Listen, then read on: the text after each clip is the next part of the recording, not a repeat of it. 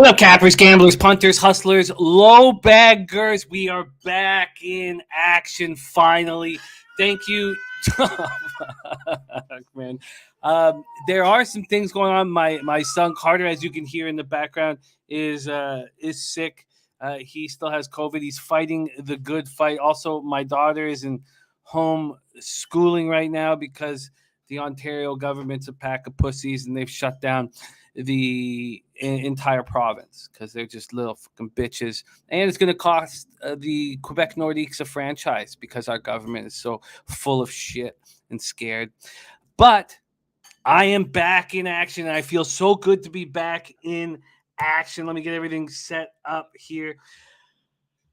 Huge NHL card for us to attack. We have Dutch Boy Fresh joining us for NBA, and then we have Maxwell Smart joining us for college basketball. We're going to be trying something new in college basketball.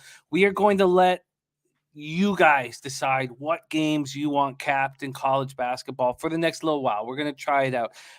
We've always wanted you guys to have a voice, and this is another way of doing it, and it's something that interests Max very much. So we want to give you guys the power as to what games you want broken down in college basketball. Jose will be making a list throughout the show. So the games that you're close to making moves on will hopefully lead you in the right direction. It is great to see everybody. Thank you so much for all the kind words that were sent to me over the last week or so. It's been a battle. It's just been a battle, man. The fucking 2022 has been a real battle.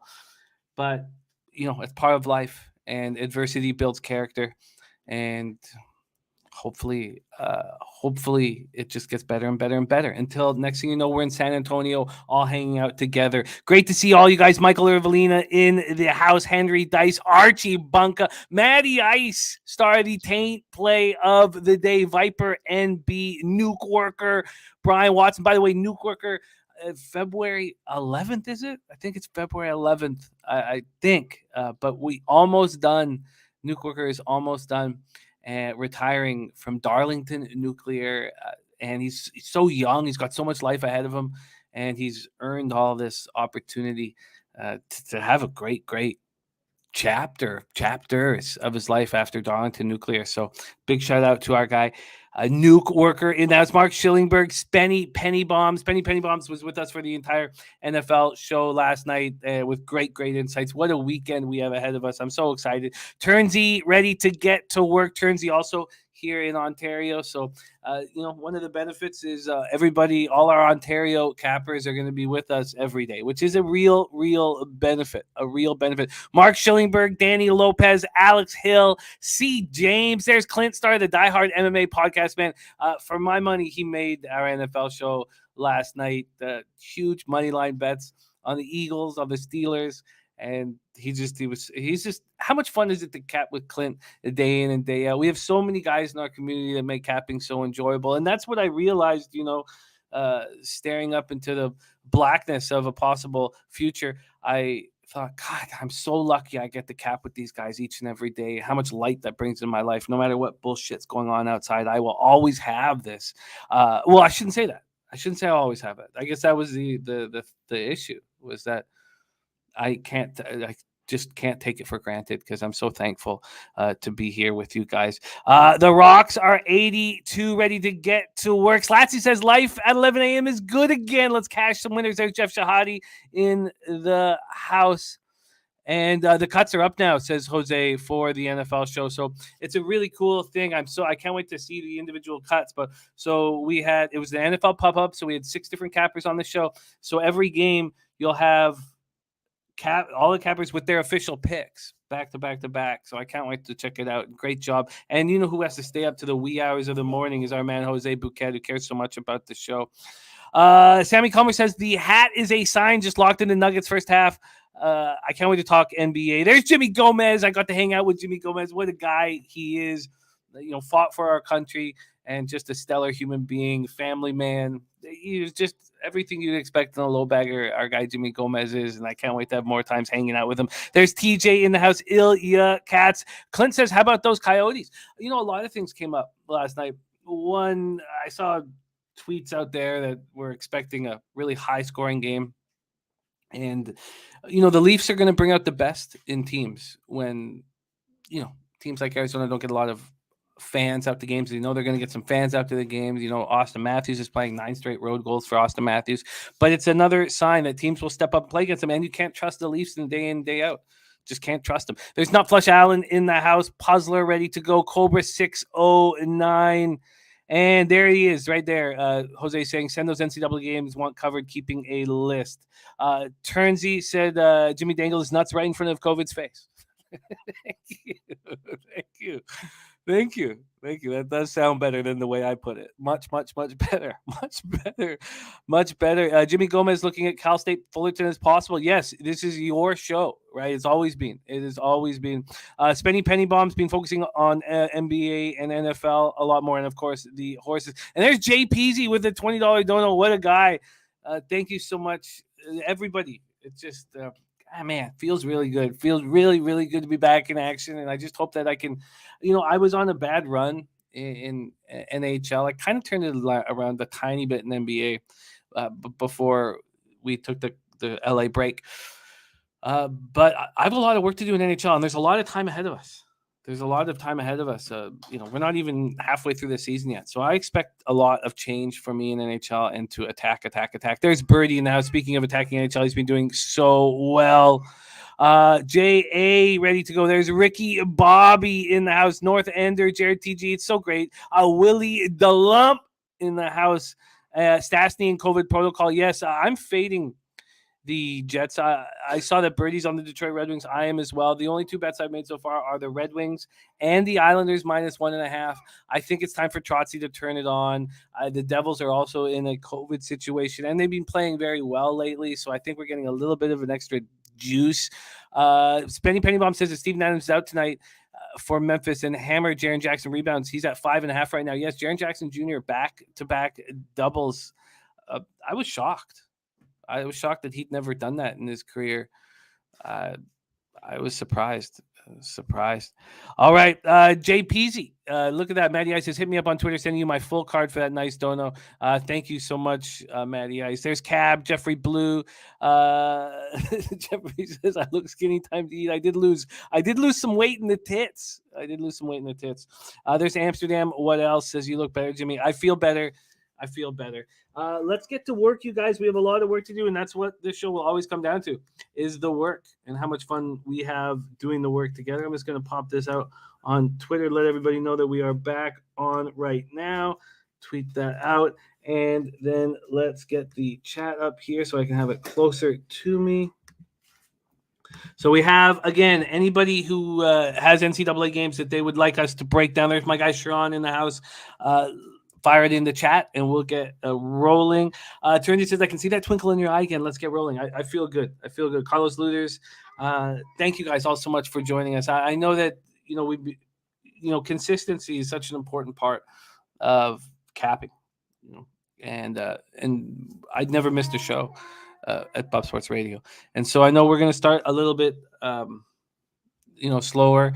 We're going to build back up because our audiences were growing, and now they've taken a bit of a dip, but that's just part of it. There's Razor Sharp Picks in the house. I hope you guys saw the big new show we have at Pop Sports Radio Friday night, Razor Sharp Picks, Cash It Fridays with Razor Sharp Picks, and really, really fun horse racing show that I will definitely be a part of as we move forward and as I get healthier.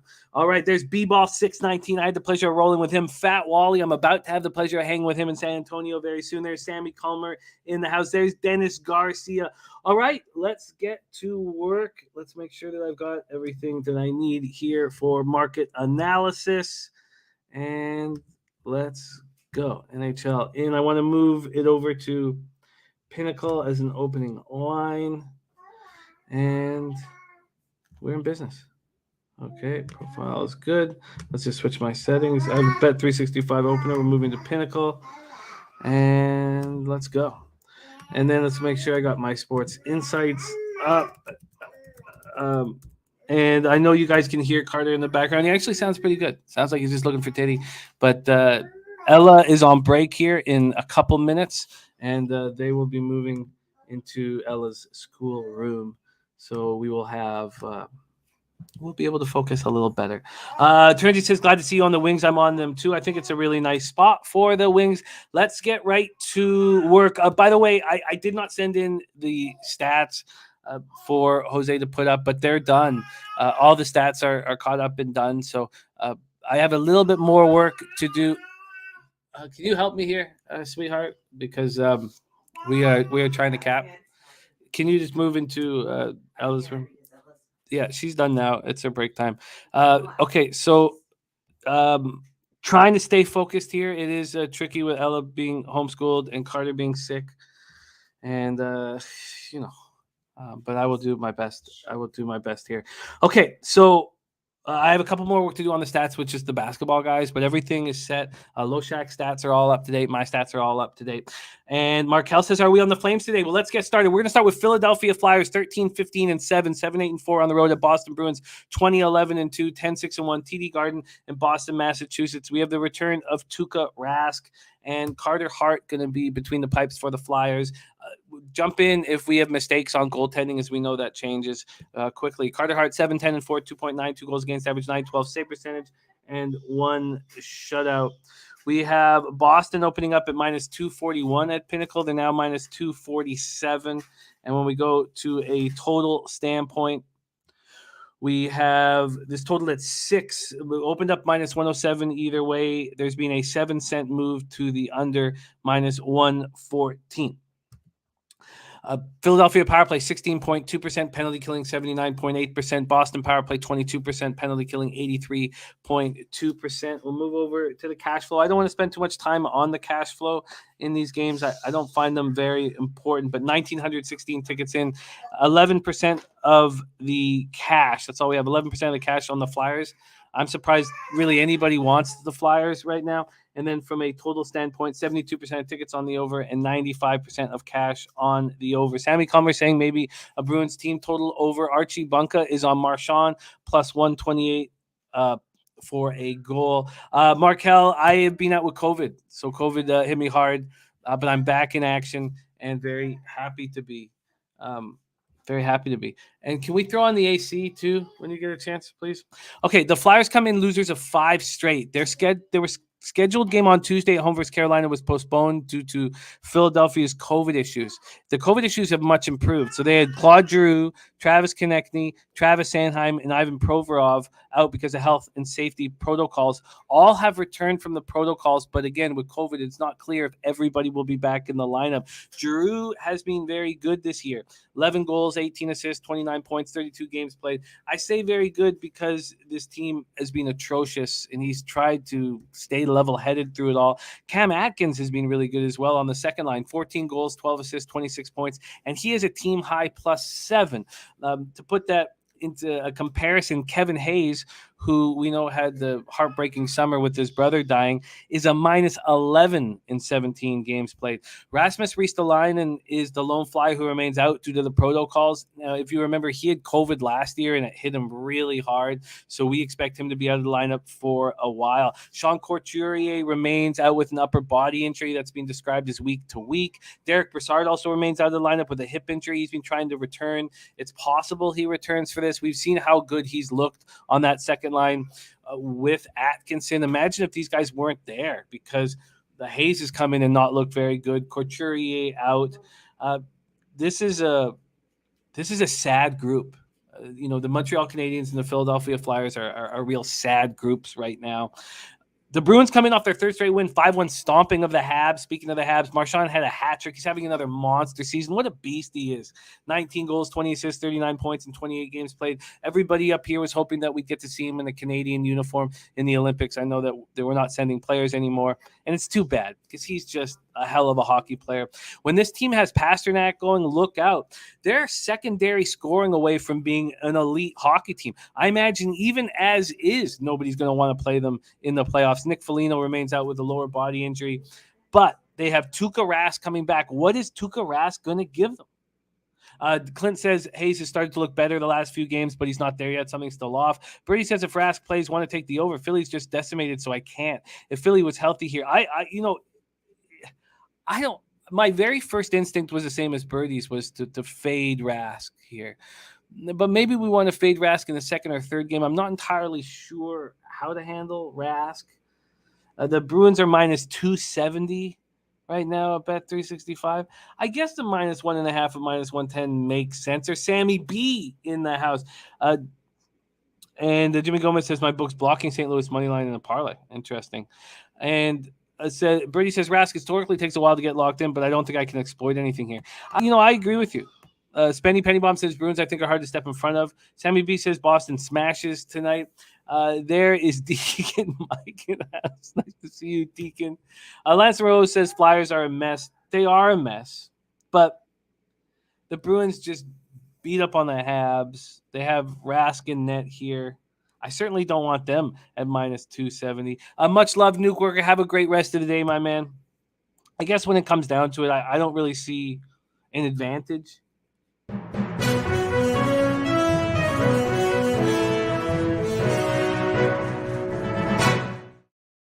Ooh, breaking news. You're muted though, which I enjoy. It is serious now, Jim. Even through the mute, it's very serious now, Jim. You know why? Because we haven't done this. We have not done this in what seems like ages, Jim. Ages. And guess what, Jim? While you're gone, I didn't make any plays. So you know what that means. I'm a winning capper.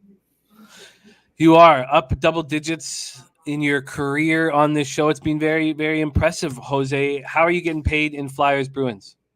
Well, I'm going to do something I typically don't do, is I'm going to throw a parlay out there.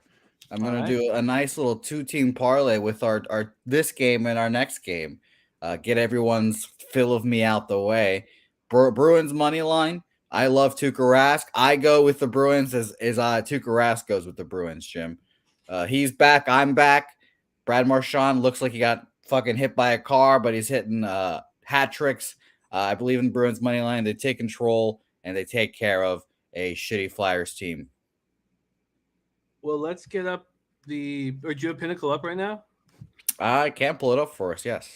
Well, let's pull up Pinnacle right now and get you your money line parlay. All right, you start with the Boston Bruins as the beginning of your money line parlay. Why don't we roll right into the next spot? Why don't you stick with us here, Jose, because it's the second half of your parlay. So I'm going to stay off Bruins Flyers at this point. I can understand they're going to be excited to see Tuukka Rask back, but what's he really going to give? A shutout. I mean, the Flyers are a broken squad, but even that, I don't know if okay, let's move into the second spot of your parlay. It's 7 p.m. Eastern. Vancouver Canucks 16-3, 8-9-2 on the road at Tampa Bay Lightning 24-9-5, 12-4-3 at home. Amalie Arena in Tampa, Florida. We have Thatcher Demko going up against Andrei Vasilevsky. Demko 15-12-1, 2.64 goals against average, 917 save percentage, 1 shutout. Vasilevsky 26-3, 2.19 goals against average, 924 save percentage, and 2 shutouts. Vancouver power play at 20%. When their power play was at 13 or 14%, I said it'll end up at 23 or 24%, and you're going to get an advantage of betting the Canucks or expecting goals from the Canucks moving forward. But their penalty killing still struggling at 69.2%. Pettersson and Quinn Hughes lobbied to be on the penalty kill when Bruce Boudreau took over. They were given that opportunity. Not a ton has changed, but the sample size is small. And Quinn Hughes has been so much better this year than he was last year, which begs a ton of questions, but he's been very good defensively, sitting at a +10. Lightning 19.5% power play, 80.4% penalty killing. So Bruce Boudreau had 10 days off with the Canucks, which is what he had dreamt of. So he finally got to have his training camp, a training camp that he had missed. And the Canucks laid an egg in their first game back, 5-2 loss at the Panthers. But this is a healthy group. A healthy group coming off a training camp. This is a legitimately a buy low spot for these Canucks. This total opened up at 6. It's now at 5.5. And from a money line perspective, the Canucks opened up at +216 at Pinnacle. They're now at +196, so a 20-cent move towards them. The Lightning bounced back from their 5-2 loss at home to the Bruins on Saturday night by stomping on the Sabres in Buffalo 6-1 on Tuesday. So if you want to handle the Lightning in a perfect manner, it takes discipline, but it's betting on the Lightning after losses or when they are deemed to be embarrassed. Kucherov had a hat trick. This is as healthy as they've been all year, with just Ryan McDonagh out with a lower body injury. Talk to us about your parlay. You've opened with the Bruins. Who's second? Square. Call me Square McGee. I've got my square dancing boots on, whatever we're calling them. Lightning. I mean, I believe in Bruce. There it is. Obviously, I know you believe in Bruce. There it is. I think you guys. Actually, Jim. I'm thinking about it now. I never saw your older father, but I think he could be your father if I really like clinch hard and think about it. Bruce and you definitely look alike a little bit, so I think that Tampa Bay gets it done here. You mentioned the power play and all that good stuff. I think Tampa is healthy, like you said. They get it done. Right now, on our friends at Pinnacle, Tampa Bay is minus 219. Bruins are minus 247. Put them together, a plus 104 parlay for the both of them. Nice little hockey parlay to start your evening. On Bovada, actually, if you want to do some comparisons, both of those are minus 107 for the parlay. So getting better odds on Pinnacle, of course. Shout out to our friends up in the north. Can you give that to us again? Minus 219 on the Bruins, and what's the Lightning? Let me tell you again. Lightning is 219. Bruins are minus 247. Together, plus 104, and a nice little money line parlay. Two of them. Nice and easy to get this game started. All right, there you have it. Brady says, I really want to take the Canucks here coming off that bad loss, but they're too decimated.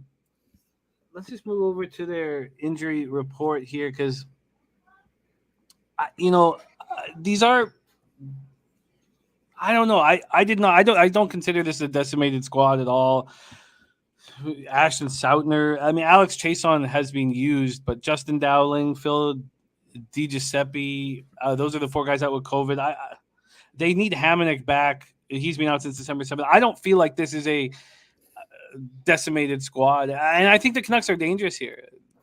Very, very dangerous here. I don't want to bet them here against the Lightning. It makes me nervous to fade the Lightning. And speaking about Bruce, there it is. My dad loves Bruce Boudreau. He's completely back on board after claiming to be a Kings fan and things of that nature. Completely back on board with the Canucks and cheering them, with everything that he is. So, look, I can understand your parlay. I think that the Bruins are a much more confident look than the Lightning. The whole idea is about, buying low and selling high. We talked about that in our last show that we did. It was the show when COVID was wreaking havoc on my body, but we talked about that with the Chicago Blackhawks. They'd lost badly and been embarrassed, and that's not a time you want to fade them. They were playing against Colorado. I believe it was, Colorado were huge favorites, and it was a 4-3 overtime win for the Avalanche. It was when Cale Makar scored that spectacular overtime goal. But I just think this is a dangerous time to mess with the Canucks.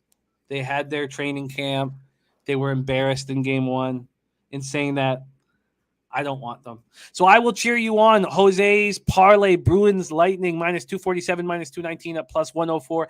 God bless you, Jose Bouquet. I'll be interested to see what we have for college basketball. Again, Jose's going to be getting the college basketball looks from the Cappers in the chat. And God bless, Jose. Keep up the solid work, my friend. Thank you. I have a quick question before you go. It's actually gambling related too. Our friend Northender just mentioned those Nashville Predators. Very good squad, very surprising squad. He said that he would replace the Lightning in there with the Predators. What are your thoughts on that?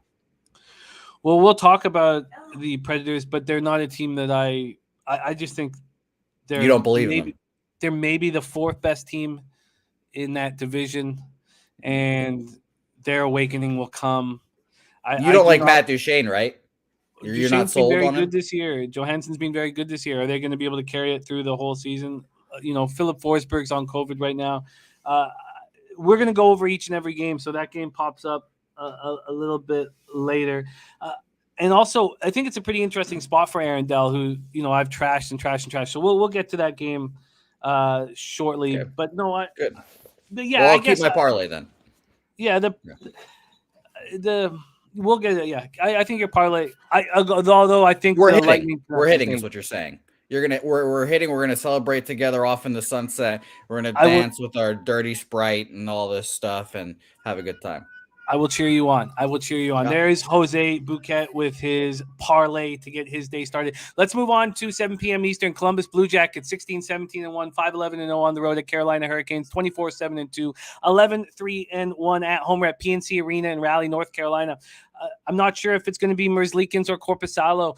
I think, there's so many different ways to attack handicapping, and with having my mom and stepdad as shrinks, I do love the psychological aspects, and what a tough year this has been for Merzlikins, and it's just going to get tougher.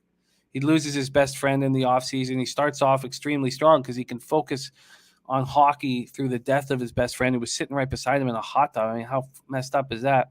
And then now, you got all these COVID issues, all this bullshit. He doesn't have a huge it's just a very, very tough year. And I was saying, look, it's going to get tougher and tougher and tougher for him. Now, Korpisalo has become the number one guy, at least for the last 4 games here. Frederik Andersen on the other side, he's been so good. 18-5-0, 1.97 goals against average, 929 save percentage, 1 shutout. Not the first and not the last goalie to leave Toronto and succeed. Columbus power play at 15.9%, penalty killing at 77.9%. Carolina power play at 24%, penalty killing at 90%. This Carolina team is very strong. I mean, there's no other way they're a very strong team. They open up at Pinnacle at minus 237. They've gone up to minus 260. I completely get that. From a total standpoint, this opens up at 6, and it's now at 6.5 at Pinnacle. So you can imagine the other books will follow suit. That's what the Blue Jackets have become, a really poor player roster management. This team was so close to being very good. We watched them sweep the Lightning, and they still make these wholesale changes, and now they're dealing with a pretty weak hockey team. There's Dennis Trusty in the house. Okay, so let's go Carolina, Columbus. Columbus comes in off their 4th loss in 5 games, 4-2 at home to the Blackhawks on Tuesday night. Alexander Tessier has been out with COVID, and he's a big part of this team's future. He's had a really good season if you look at it from a certain perspective. 11 goals, 8 assists, 19 points in 30 games played. He's a +4, and that's with 0 power play points. I don't know why they're not giving him enough power play time to get on the board, but that's 19 5-on-5 points. He's a good player, and it hurts not having him in the lineup. The Hurricanes had their 5-game winning streak snapped in a 4-3 overtime loss to Florida on Saturday night. Jacob Slavin still has COVID, but everybody else is back. Their last game against the Flyers was postponed due to COVID in the Flyers organization, not the Hurricanes. Sebastian Aho is top 10 player in the NHL without a doubt, and could be higher, could be top 5 player in the NHL, top 8 player in the NHL. 15 goals, 22 assists, 37 points in 30 games. He's a +13. He's hard to get off the puck. He's accountable defensively. He wins faceoffs. He's a hell of a hockey player. Teravainen, a mistake by the Blackhawks to get rid of when they did. 10 goals, 17 assists, 27 points. He's also a +14. Svechnikov, 12 goals, 14 assists, 26 points, +10. And then they get Tony DeAngelo for nothing because of, DeAngelo beaking off at the mouth. As a hockey player, he's very good. 6 goals, 18 assists, 24 points, and also a +10. CSU Fullerton 4JA, and Ron Crawford came in on the Islanders in regulation. I don't think I wrote that down, so let me just get that in here. Make sure that we have Ron Crawford's action here. So sorry, Ron is on Islanders in reg. I love that bet, by the way, and we'll go over it as well. Spenny Pennybomb says Carolina -1.5 is the only way he would look. I get that as well. You have to think it's a letdown spot with Columbus coming into PNC Arena. Not that it's enough of a letdown spot to want to back Columbus. I get the Carolina -1.5. I get it. I don't know if I don't think I want it at this point. So I'm going to keep Lance LaRose says solid over. I guess if you got that. Henry Dice loving the over 6. So get in on that 6 before it moves to 6.5 if you love that over.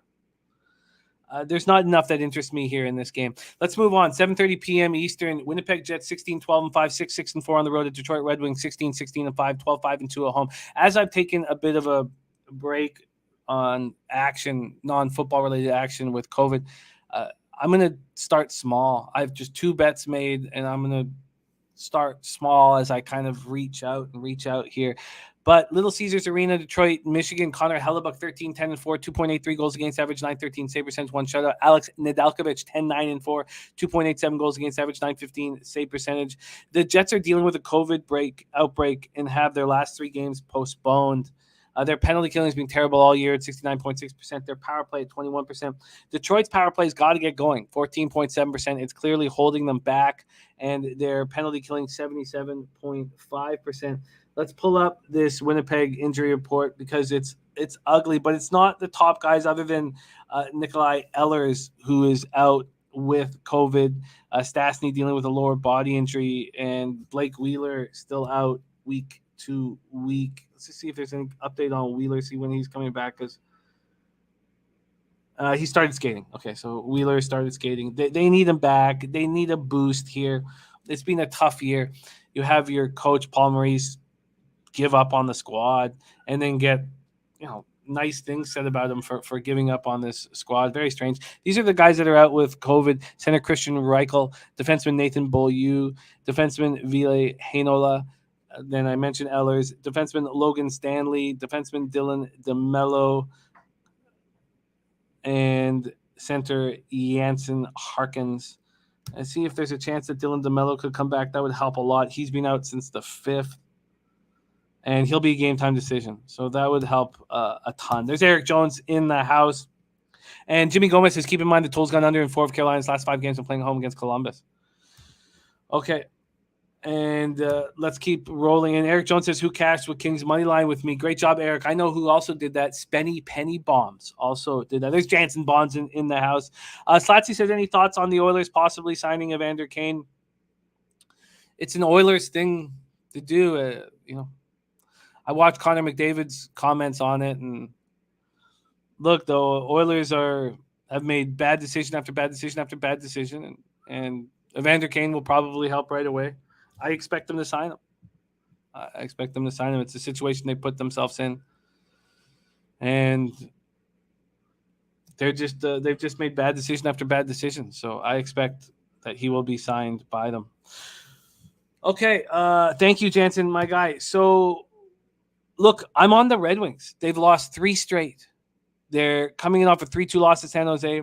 Dylan Larkin, day-to-day, he hasn't been ruled out for tonight's game. It wouldn't shock me if he's in, and you'll see the market change quickly. 16 goals, 32 assists, or 32 points, in 32 games this year. Brady says the Jets are struggling. Coach walks away, then COVID hits. New coach can't practice. Fade the Jets until the market corrects.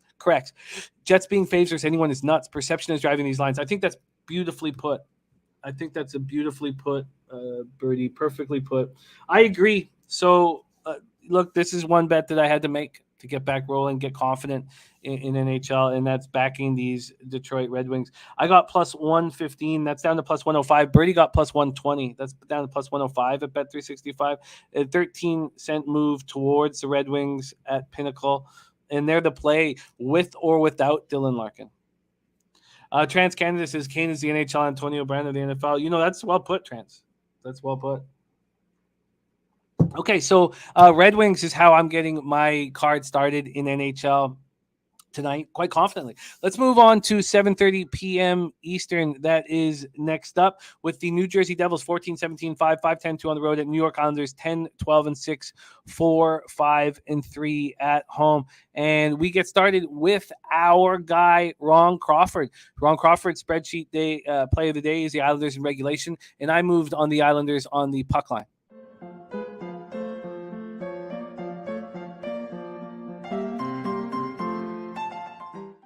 Matty Ice has a question. Anytime Matty has a question, we'll stop everything for the man.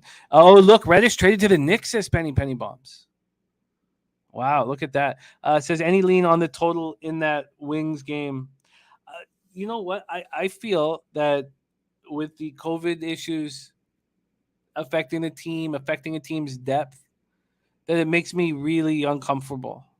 Uh, you're going to have to weigh heavily on players, and some players rise to the occasion, and some players struggle with that responsibility, the ice time responsibility.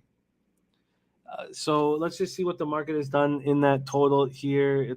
Let's move over. Here we go.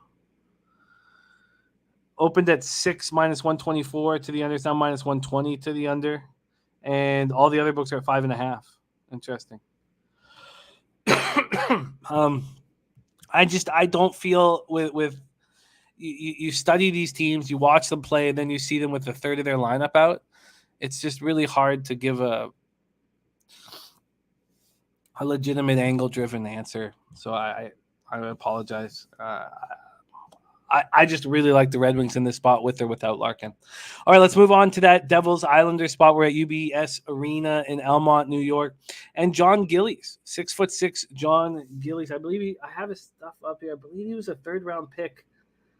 And let's pull him up. John Gillies here. Yeah, third-round pick by the Flames in the 2012 entry draft, 27 years ago. 27 years old, Concord, New Hampshire. So he's had 14 games in the NHL, and he's been okay. He got a cup of coffee, or he got a game in 2016, 2017. Then he got to play 11 games in 2017, 18, and did not look very good. 896 save percentage.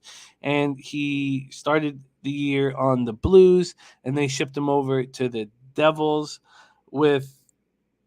he spent most of the year I guess not most of the year. God, he's been all over the place this year. He started the year in ECHL, then was at Providence, then was on Lehigh Valley Phantoms. This is a very, very difficult ask. North Enders on the Islanders -1.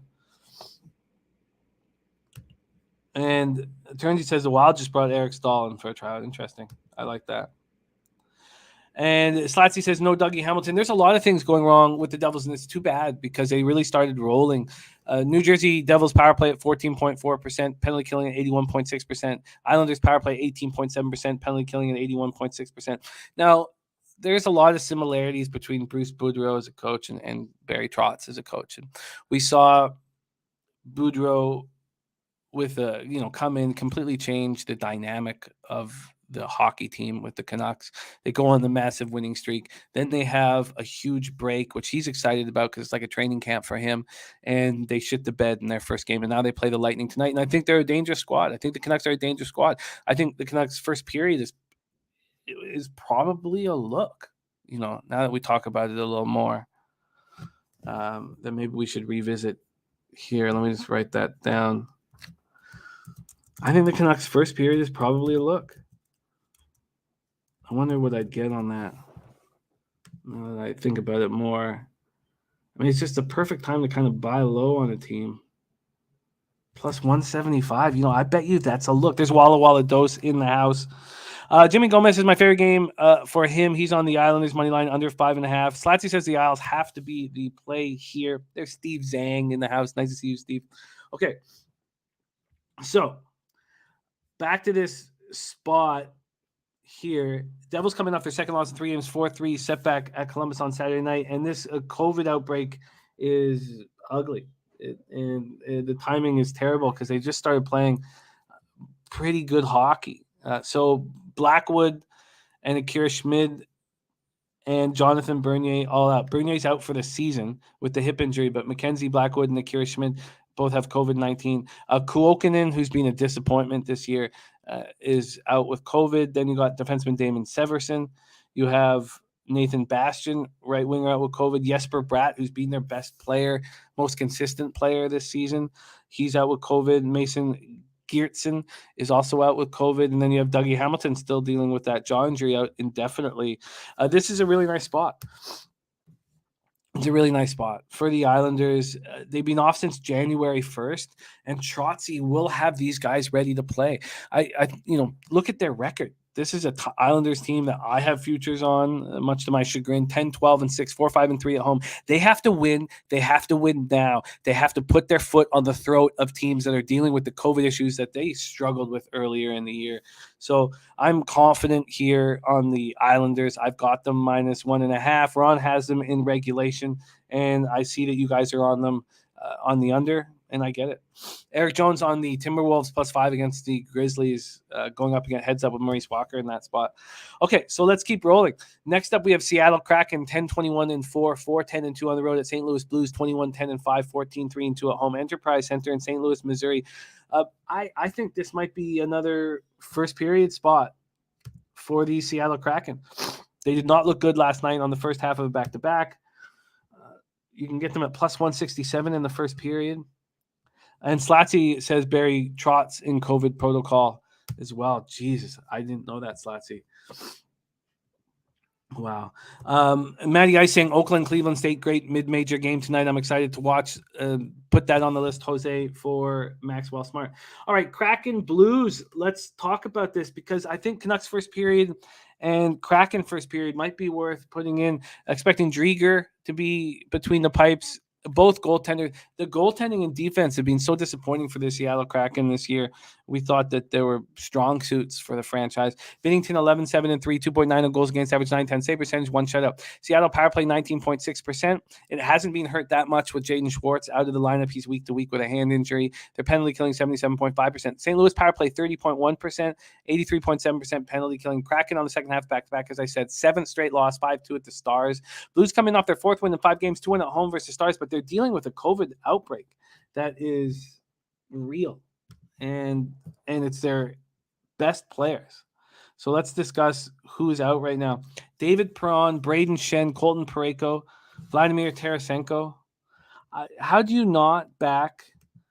Clint says Eberle's been disappointing this season. He was so good on the Islanders. He's had a strange career because he was basically given away by the Oilers. There's Tata Booker in the house. Great to see you, Tata. Hope all is well. Hope you had a nice start to 2022. I see the Blues with the key parts of the puzzle and an angry Kraken squad. Why wouldn't we want Seattle first period? You got Canucks first period, Seattle first period, one's +175, one's +167. Is the risk reward good enough? I think it probably is. There's Nate Dogg in the house. Great to see you, Nate Dogg. So I think Seattle comes out angry and plays hard in the first period. I'm going to move on to Seattle first period. This wasn't a plan, but it is something that I'm doing now. Let's move on to 8 p.m. Eastern. Buffalo Sabres 10-19-6, 4-8-4 on the road at Nashville Predators 24-11-2, 11-5-0 at home. We're at Bridgestone Arena in Nashville, Tennessee. Aaron Dell 0-5-0, 4.52 goals against average, 8.72 save percentage. Look, I've said often that he is skill-wise probably the worst goaltender in the National Hockey League, but he's a character guy and people love him. And now the Sabres are coming in off their 6th straight loss. They're decimated with goalie injuries. Maybe this is a spot where he looks good for a short period of time. Slatsy says that Kyrou and Thomas have stepped up so nice for the Blues. They really have. Deacon Mike says angry Kraken squad, but will be a tired squad tonight. Yeah, I agree. That's why I think first period is the spot for it. Oh, no, Tata caught COVID. I just got through it, Tata, thinking about you. Everybody, if we could just take a second and give love and positivity and healthy energy over to Tata Booker. She's her and Uncle Oliver, a.k.a. Lucky Lefty, have had our back, Pete's back as well since we started. And so much love for you, Tata. You're going to get through this. Thinking about you, sending you love, and man, let's get through this. It's a battle, but I know that you can get through this. So please keep us updated. And so much love for you. Buffalo power play at 20%, penalty killing at 79.1%, going up against UC Saros and the Preds. The Preds have been so good, and I don't want to fade them. Nashville power play at 27%, penalty killing at 82.5%.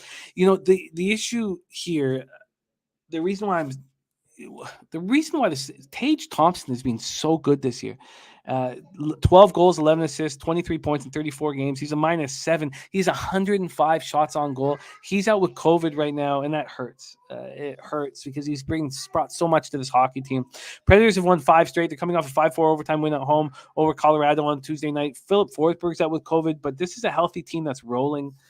Look, North End is saying Yossi top 4 D-man, maybe top 3. And there's Uncle Oliver in the house, man.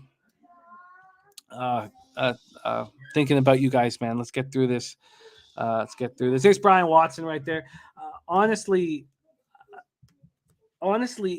this is the type of situation where Aaron Dell steps up. Is he going to step up for 60 minutes? I don't know. But this team is decimated with goalie injuries. This is probably his last chance in the NHL. This is a Predators team that we question the heart and soul of. We don't question Philip Forsberg's heart and soul. I wonder. I legitimately wonder if the Sabres early is. They just got beaten 6-1. The Predators just finished playing the team that's favored to win the Stanley Cup. They're getting a plus 205 in the first period. I don't know if I can do it. I'm going to write down Sabres first period here. I honestly don't know if I can do it, if I have the balls to do it. I did make a decision while I was sick. I'm cutting 25% off my unit size across the board. I have to attack and not be concerned and not be worried. And you have to earn your units in this business. You have to earn them. And your unit size has to go up because of the strength and skill of your capping. And I've not been doing very well, and I don't want to come in fucking nervous. So I did make an important decision for me to cut 25% off my unit size right across the board. And just to let you guys know sort of where I'm at in my head. Ixnizzle, great to see you. There's Astute Chaos in the house. Okay. Jay, yeah, they were sold. I don't really know what's going on with them, but they were sold. So that's why everything's being messed up over there. Dennis Garcia looking at Buffalo plus 1.5 or plus 115. So, and look, I know Aaron Dell so well. I've really enjoyed. I mean, I remember when he came up with the Sharks. Like, I've really enjoyed following his career because, as I said, he's loved in the NHL. He's a real quality guy, and that's why he always has jobs. And I just feel like these are the spots where he steps up. 5-0, 4.52 goals against average, 872 save percentage against the Predators team that just finished playing against the favorite to win the Stanley Cup and now has to play against the Sabres team that's lost 6 straight. Clint says, I will say it one last time, Pred smash. Deacon says, good decision, Jimmy. With having COVID, you can't sell your blood at the blood bank for a few months. That is true. I'm not saying they don't.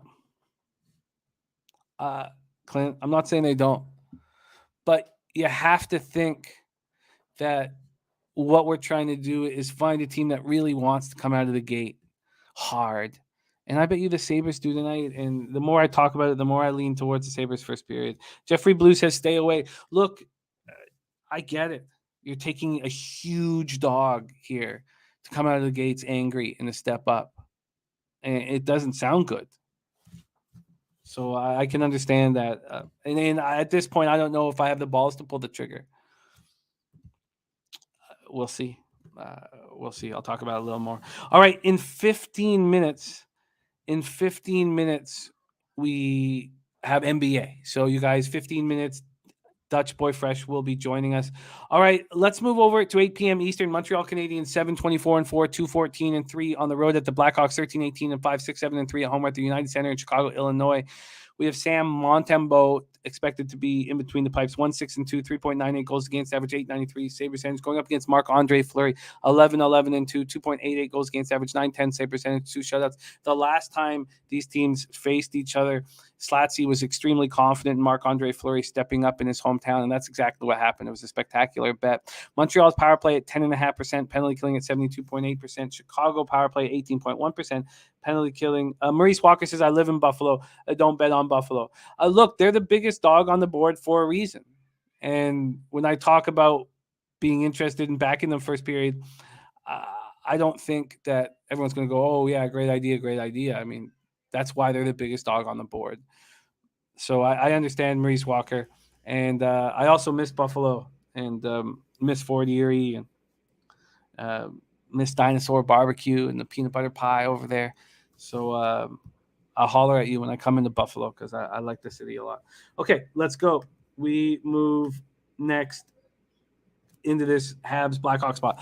Canadiens come back from their 11-day break and continue their losing ways with an ugly 5-1 setback at the Bruins. They've been outscored 19-7 over the last 4 games. Brendan Gallagher and Josh Anderson are close to returning, but they're not back yet. And this is just one ugly hockey team. I wanted just to go over their lineup together quickly. Who is exactly with their line combos right now? So let's do that quickly. Here we go. The Montreal Canadiens. Let's just take a look at who's out there for this squad. You have Suzuki with Lehkonen and Hoffman, Drouin with Dvorak and Armia, Caulfield with Poling and Dolphin, Paquette with Videmo and Pizzetta. On defense, you have Sherratt and Savard, Petrie and Kulak, Niku and Weidman. The Blackhawks come in off their second straight win, 4-2 at Columbus. I think Columbus is a terrible hockey team. And Seth Jones, so you have defenseman Seth Jones and Jake McCabe out with COVID.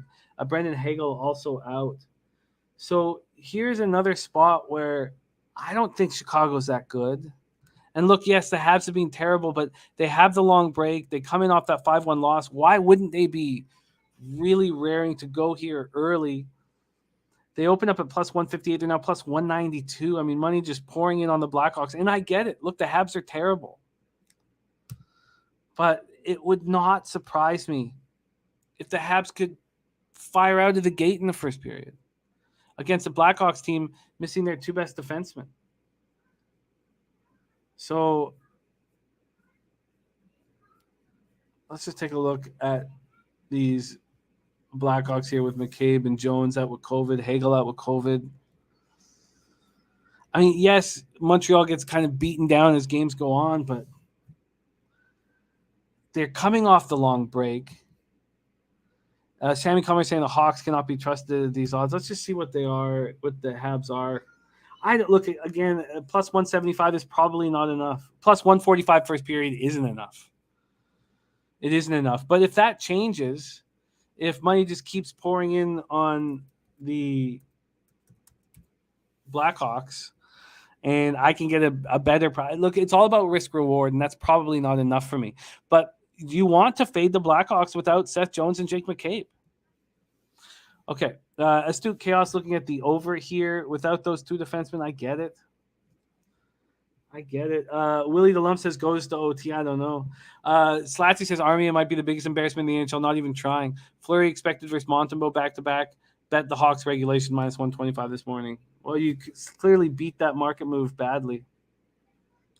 Okay, we have 3 games left and 10 minutes before we are joined by Dutch Boy Fresh to break down NBA. Thank you guys for joining us. We know it's going to be a slow build because we've been gone for so long, but thank you guys for joining us. It's so nice to be back in action. All right, let's roll. Next up, 9 p.m. Eastern, Ottawa Senators at Calgary Flames. Senators 9-18-2, 4-9-2 on the road. Flames 17-10-6, 4-3-4 at home. We're at Scotiabank Saddledome in Calgary, Alberta. Matt Murray getting another opportunity here. 0-6-0, 3.67 goals against average, 883 save percentage.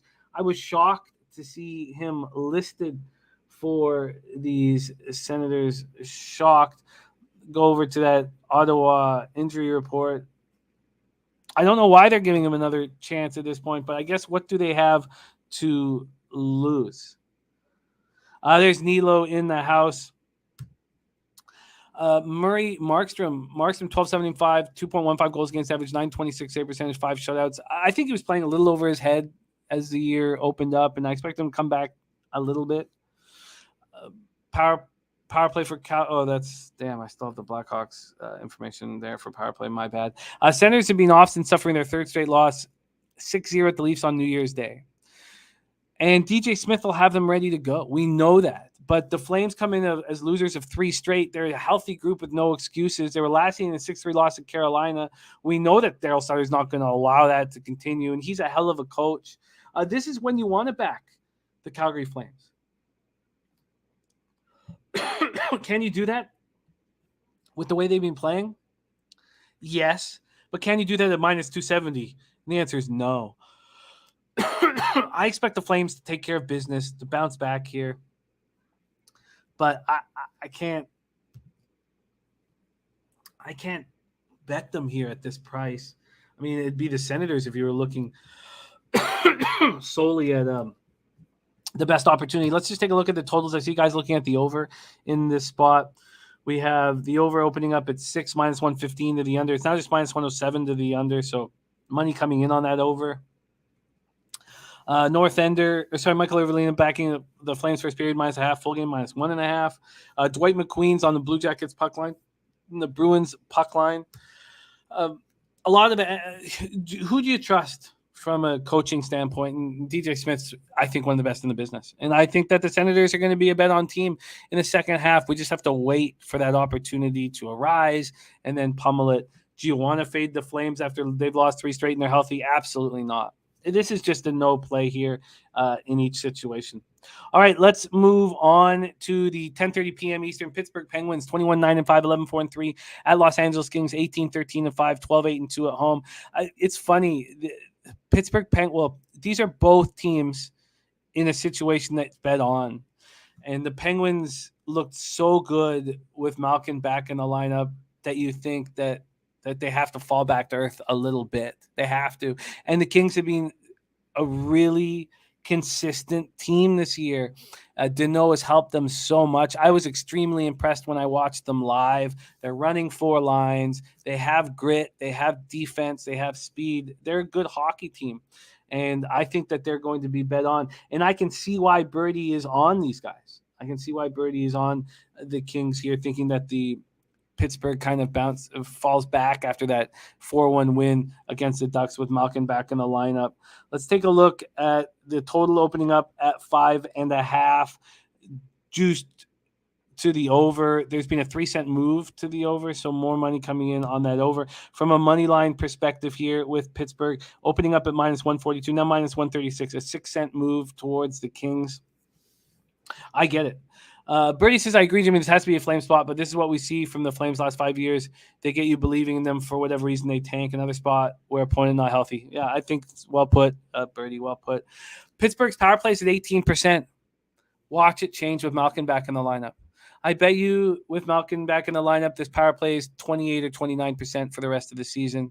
It's going to be a big jump for the Pens. But don't forget, they're still dealing with COVID as well. Danton Heinen, their left winger, goaltender Casey DeSmith, their backup, right winger Brock McGinn, and right winger Brian Rust, who's a big piece of the puzzle and loves playing with Malkin, is out with COVID. 18% power play, 90.7% penalty killing. Look, this team is good. They're really good, and this is their last kick at the can probably.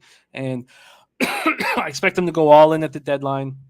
Johnny Quick, 10-8-4, 2.40 goals against average, 921 save percentage. Kings, 16.4% power play, 75.3% penalty killing. They need to improve that. They're coming off their second straight win, 3-1 at home over the Rangers on Monday night. They have COVID issues as well. Martin Furk and Carl Grunstrom, 2 left wingers. They have defenseman Christian Wolanin out with COVID, and center Elias Anderson dealing with an undisclosed injury. There's Coco Bongo, just bonged his way out of it. Respect. Brady says the Rangers are not right. They're not right now. I agree. I don't think what I'm watching of the Rangers, they're not that good of a hockey team. Now, they have the skill set to be a good hockey team, so we'll see if that changes, and it probably does. Says, just saying, like the Jets, they're a fade for the next little bit. Let's eat off these bad lines. The Rangers are not right. Yeah, I agree that the Rangers are not right. And they're next up against the Sharks. Maybe that's the right look. But here, Penguins, Kings has to be a stay-off spot for me. Is Malkin even going to play tonight? I expect him to because he had a day off in between, and he looked really good. And they waited for the right time to bring him back. They didn't rush him back. They didn't have to. They're 21-9-5. I want to back the Kings at home as dogs. I really do. I really, really do. Do I want to get in the way of this Penguins team right now? I don't. So it's going to be a stay-off spot for me. Clint says the Sharks are also not a good team. They're much better than we expected them. Let's talk about this game here. We're 4 minutes away from NBA. 10:30 p.m. Eastern. New York Rangers 23-10-4, 13-7-2 on the road at San Jose Sharks 20-16-1, 10-7-1 at home. We're at the SAP Center in San Jose, California. Georgiev 7-5-2, 2.71 goals against average, 908. Save percentage against Aiden Hill, 9-9-0, 2.81 goals against average, 903. Save percentage. Rangers power play at 22.9%, penalty killing at 85.2%. San Jose power play at 17.4%, penalty killing at 82.1%. Rangers coming off a 3-1 loss at the Kings on Monday night, their second loss in 3 games. They have some COVID issues. So Shesterkin out with COVID, right wingers Barclay Woodrow and Ryan Reeves out with COVID, and then Julian Gauthier. So there's the right winger group out with COVID right now. Sharks coming off their third straight win, 3-2 at home over the Red Wings on Tuesday night. All 3 wins have come by 1 goal. They have Barabanov is their lone player out with COVID. And Brady says historical trends matter. Take the Kings and cash your ticket. I like your look. I like your look on the Kings. And I can understand why somebody would want to back the Sharks. Let's take another look at the market here. The Kings at plus 123 at Pinnacle, the Sharks at plus 107. I could see them on anybody's card here. Again, I don't want to get in the way of Pittsburgh, but I'm pretty comfortable getting in the way of the Rangers. I'm pretty comfortable here doing that. Let's take another look at this Rangers road record, 13-7-2. And then you have Georgiev in net. And then Slatsy says Rangers 6-0 last 6 versus Sharks. They get right here. Historical trends matter. I love you guys. I love you guys. I get it. So I wish the Rangers were coming in off of a win. If the Rangers were coming in off a win, I would back them here. So we break down this huge NHL card, and the Red Wings and Islanders are screaming at me to back. And then I think these teams that come in off very disappointing losses should come out of the gates strong. That's the Canucks in the first period. I expect them to come out of the gate strong. I expect the Kraken to come out of the gate strong in the first period.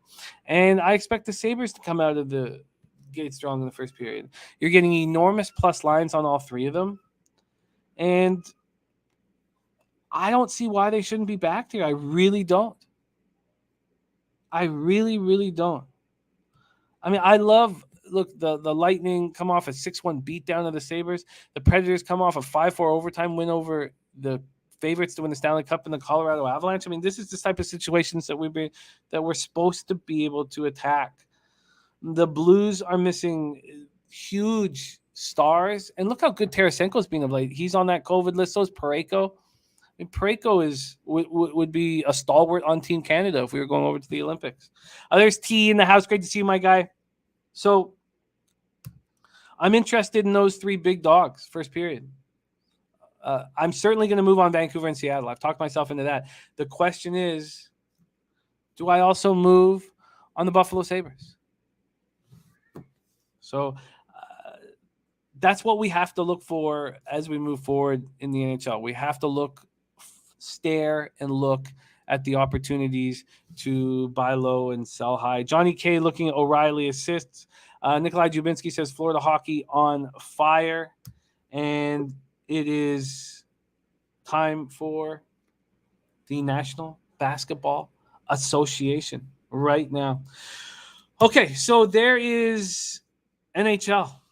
There is NHL, all plus lines for me, and I just don't know if I have the balls to bet the Sabres. All right, it is time to break down the NBA, and we have just the capper for you. Coming to us live from Las Vegas, Nevada. Oh, sorry, gotta check this out. Coming to us live from Las Vegas, Nevada. Man, the freshest capper in the biz.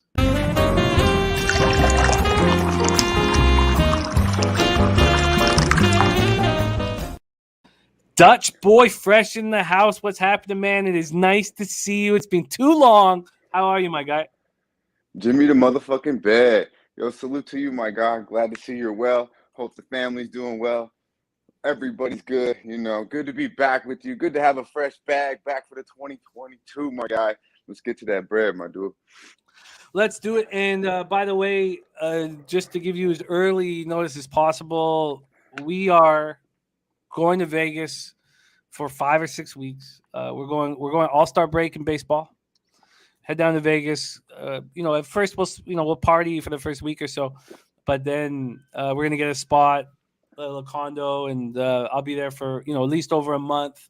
and I can't fucking wait. Hey, that's a beautiful I mean, thing, bro. Yeah, that's while I beautiful. while I've been sick, I've been just thinking about San Antonio and Vegas. All right, let's get to work. NBA and just the man for the job. Spectacular stats here on this show. Dutch Boy Fresh joining us, and we start with an absolute beauty. 7:30 p.m. Eastern, Golden State Warriors 30-10, 12-7 on the road at Milwaukee Bucks 26-17, 13-7 at home. We're at Pfizer Forum in Milwaukee, Wisconsin. We have two juggernauts in the NBA, both playing poorly. Warriors 2-3 over their last five. In their last five, they're 13th in pace at 99.1 possessions a game. Milwaukee 1-4 in their last five, 10th in pace at 100.20 possessions a game. Let's move over to the market that we are dealing with, spreads and totals. Here we go. Milwaukee opening up as just 1.5 point favorites. That's where they stand right now. This total opening up at 223.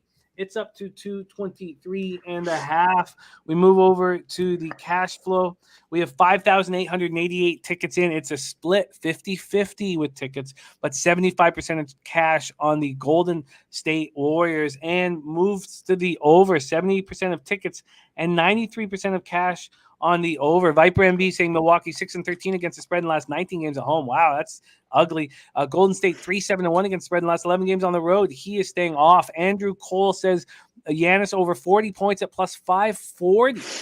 First bet I took the point, plus 540.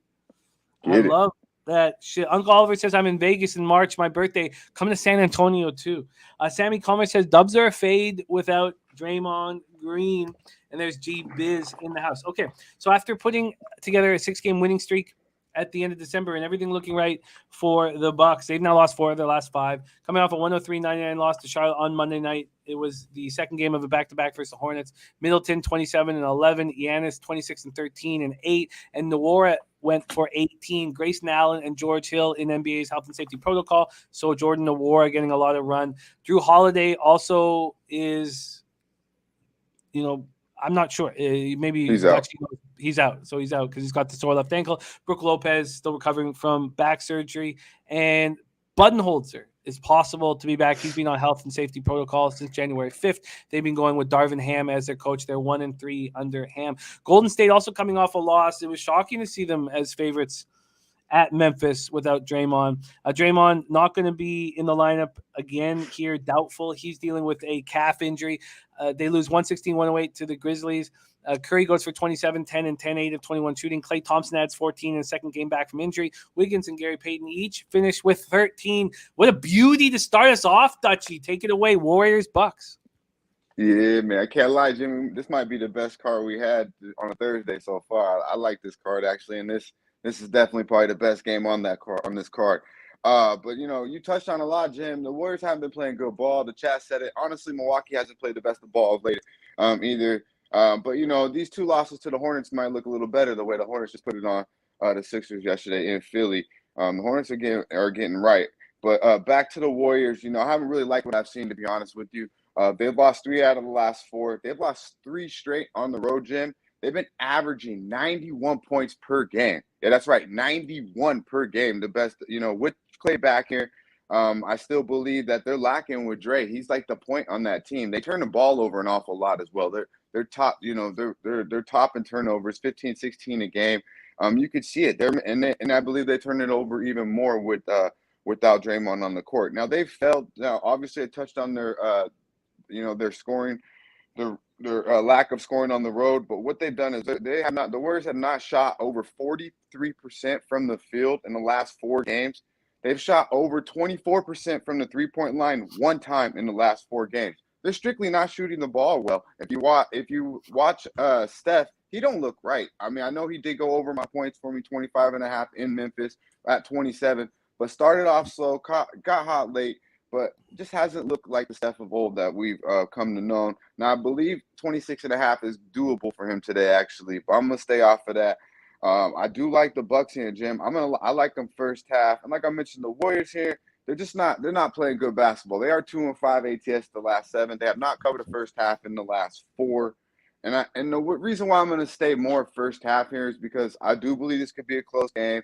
And we know when it comes down to it, Giannis, yes, has been better from the free throw line, but I don't know if I want to count on that. So I believe that Giannis will have a big game. I'm going to stay away from the props with him. I believe the Bucks win this game, but I want to chop it in half and take the first half. The Warriors simply have not played very good basketball. They were down by 18 against Memphis in that first half. Now the Bucks are 7-1 straight up, last 8 versus the Western Conference. They have, so they play good against the Western Conference. Now I do wish Drew was out there, but we got DiVincenzo back coming off the bench. You got, Rodney Hood making a little bit more of an appearance. We also got Nora, who's playing. I think that's how you say dude's name. He's solid, Jim. Like, he pretty solid in that corner. And then we got Matthews out there to breed on Curry a little bit. But what it comes down to, me, Jim, is down low with Portis and Giannis. I don't think you're gonna start Looney and Anderson, and you're gonna tell me they're gonna compete with Bobby Portis and Giannis. I don't fucking think it's gonna happen. I think they're gonna out-rebound him, they're gonna out-bully him, and the Bucks will have their way first half. I believe full game, but for show, Jim, we're gonna lock in the first half. And also, like, some props in this game. I like your boy, man. In honor of JTB being back with the first Jimmy the Bag, we're going to your guy, Mr. fucking Crazy Eyes, Bobby Portis, double-double, plus 130. I know you love this dude, guy. Now, he did. Yeah, man. Now, he did have 5 and 11 versus the Hornets. Only have 5 points. One of his lower outings of the year so far. But did have 11 rebounds. But prior 4 games to that, had a double-double in 3 of the last 4, averaging 16-11. Right at 15-9 on the season. I believe he'll eat against this front line. Double-double plus 130, Jimmy. I love it. Do you want Bucks first half minus a half at like minus 106, or would you prefer Bucks money line at first half minus 116? Nah, give me that. I'll take the hooker. I'm taking the hooker, man. It's early. Fuck it. Give me the hooker. Minus 106. Don't let the wifey hear me. Let's talk about this a little bit deeper. So the Warriors, Grizzlies, it was like 96-96 or something like that. And all of a sudden you were like, God damn, these guys need Draymond. He changes everything defensively in the last half of the fourth quarter. And is that an issue with these Warriors? Is that when push comes to shove and Draymond Green's not out there, that do they have enough to win these close games against the top teams in the league? I believe they can, but on a consistent basis, no, to answer that. But I believe really what it comes down to, Jim, is I think the Warriors are soft, honestly. Now, Draymond sets that tone, and he's not soft.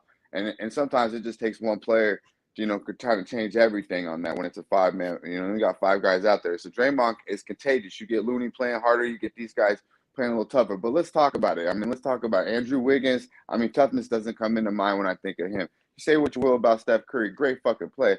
More on the softer side. Klay Thompson, I believe before the injuries, I don't think he was a defensive liability. Coming back now, getting his feet back, I think at this time, I wouldn't call him soft, but I do believe that he's somewhat of a defensive liability. So you got your 2 best players that really, are defensive liability, to be honest with you. I think you see it. You see it over span. Look at what the Grizzlies were done. And it wasn't just the Grizzlies. They haven't played good ball without Draymond, period. So I say a lot of shit about Draymond, but I will say he's the leader of that team, and without him, they're not the same team. He's really the point of that team, to be honest with you, too. And you could tell they don't have a point guard out there. I don't care. Steph Curry's not a true point guard. He's a 2 playing the point. You can tell the way he turns the ball over. We could, me and Ski, we could argue about that for days, but yeah, he's a 2. And I just believe they're soft, man. That's why I believe you got Giannis and Bobby Portis, the opposite of soft, coming in there down low. They'll take advantage of it. But yeah, they're definitely missing Draymond. With Draymond out there, they're a completely different team. But I also believe it's going to take a little time to incorporate Klay Thompson back. They want him to shoot. He's the 2. He's Klay Thompson. So they're also incorporating him back into there, which is also going to affect Jordan Poole and other guys in the rotation, because now those are Klay Thompson shots. Damian Lee, other folks as well. So, it's going to take time. The Warriors will be fine, but right now I think we can take advantage of them. Vitalis liking your spot says Bucks in the first half are 13-7. If you do like the Bucks, first half is the spot. Warriors ramp up late. I agree with Dutch. Yeah, man. Shout out to Vitalis. Also, another one I got on here, Jim. I was looking at Chris Middleton. He's running the point now. Chris Middleton is literally running the point. He had 5 assists the first game without Drew Holiday against Brooklyn. The last 2 games, he's had 9 and 11. So he's averaging 10 without him. I think he's figuring out. He's literally the point guard now. I'm not mad at over 6.5 assists at plus 105. And also, he had 27, 10, and 9, 27, 7, and 11 the last 2 games. The triple-double, Jim, is at plus 2,100. I ain't even mad at a little tequila money on that sprinkle. I love it. Just a little nugget. I love it. And of course, Ski in there. He is Ski Prophet. Says Dutch be straddling the fence with Steph. Don't come back later. Says. Nah, man, because I think Steph's a great player and he's nice. Sure. I make money off Steph. I told you I hit 25.5. But let's keep it real. You know, he's a defensive liability and he ain't no fucking point guard. Dutch has 2 official picks here. Bucks first half -0.5 at -106, and Bobby Portis double at plus 130. You know, teams ramp up for an opportunity to play the Warriors, and here you have Milwaukee's won 1 of their last 5. You're probably going to have Budenholzer behind the bench. I feel like this is a spot where the Bucks step up, even without Holiday. But I know this is such an exciting game in comparison to the other spots on the board, but do you feel like the issues with the Bucks defending the perimeter could rear their ugly head against this Warrior squad? Yeah, that's really, if Drew Holiday was out there, I think this would be a double-digit win. So that is one thing. But I do like that Connaughton's back off the bench. I didn't mention him. And then I mentioned DiVincenzo. So they have a little bit more athleticism out there to go, you know. And then, of course, I think, you know, say what you will about Matthews, but he could you know, get 6 fouls on Curry and make him work a little bit.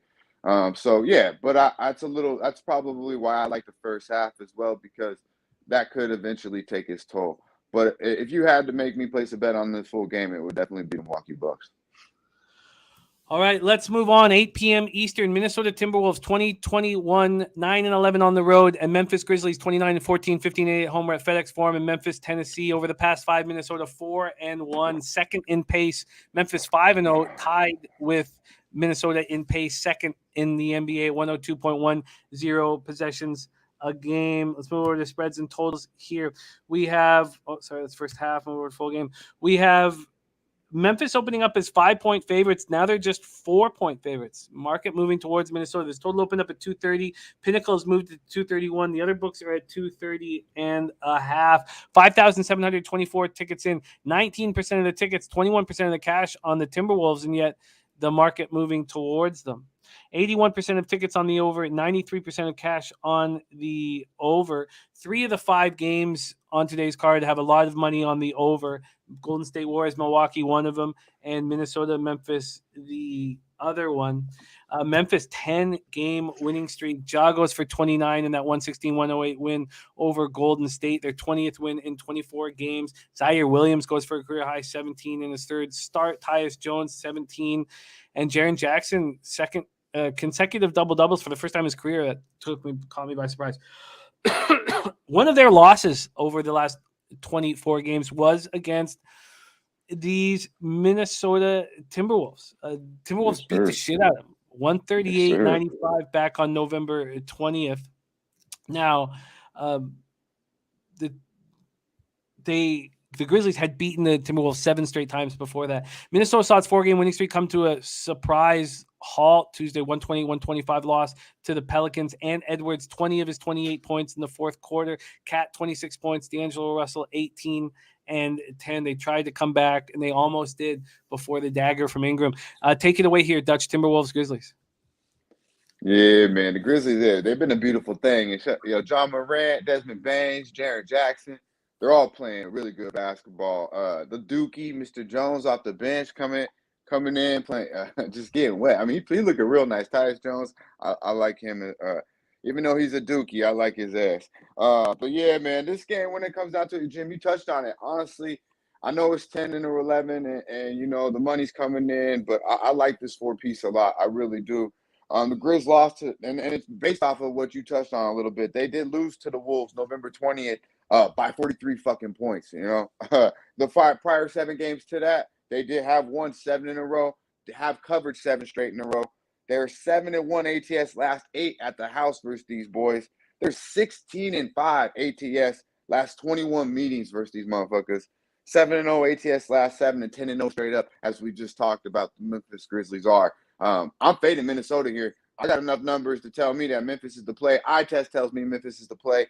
The money, like they say, if you're scared, go to motherfucking church. Me, I'm going to the window with the Memphis Grizzlies -4. Give me John Morant. Give me the boys. They should handle the business. Very interesting. Very interesting. -4 at -105. And Dutch has never been scared, and he's never stopped cashing in the NBA because of it. So Grizz -4 at -105. Feels like the Timberwolves were kind of looking past the Pelicans here at this Grizzlies team that is elite, absolutely elite. Silence says, don't step in front of Memphis right now. Ja got a little chip on his shoulder right now, and it's a revenge blowout spot. Viper also on the Grizzlies. Maurice Walker on the Grizzlies. Xnizzle says Grizzlies all day. The Wolves have been covering against garbage teams. Astute Chaos, Grizzlies first half -2.5. Vital says Grizz on a 7-win against the spread streak. Ja killing it out there. Ja Twitter backing it up, not getting in front of that train. Spenny Pennybomb saying smash the rebounds on Jaren Jackson. Eric Jones on the other side says Minnesota +4 or 5, whatever you can get. Says it's a 1-point game. Sammy Calmer says Grizz might conserve energy first quarter with a 3rd and 4 back-to-back tomorrow, but like them full game. There's Barry Roselle in the house. Great to see you, Barry. Eric Jones saying too many on the Grizz. And one of those guys is Dutch Boy Fresh Grizz -4, -105. You staying off the prop market in that game at this point? Yeah, I do like Ja, but I just like the Grizz. I don't want to get too heavily invested in this game. I just want the Grizz. I think the Grizz -4 is where it's at, bro. I don't like the fact that money's coming in on that, but I just think there's levels to this, and the Grizzlies are just a better team than the motherfucking Minnesota Wolves. I would like Adams to be back as well. He was probable last game, or questionable, didn't go. I'd like him down low too to beat around towns a little bit as well. Dan Kelly liking the Timberwolves in the 3rd quarter +1. Christopher Carter says if you like the Grizz -4, sit, watch the game, or just the live lines. They will go down. You get a better line. Days of pregame bets are dead if you want to be long-term profitable, especially NBA and NHL, says Christopher Carter. Eric Jones says let down for the Grizz. I mean, that was a big game. Very, very big game. The last show we had before COVID took over was when a lot of people were on the Cavs. Dan Kelly was on the Grizzlies at +125 on the money line. I tailed him on that, and it was a nice casher. And they did it again against the Warriors.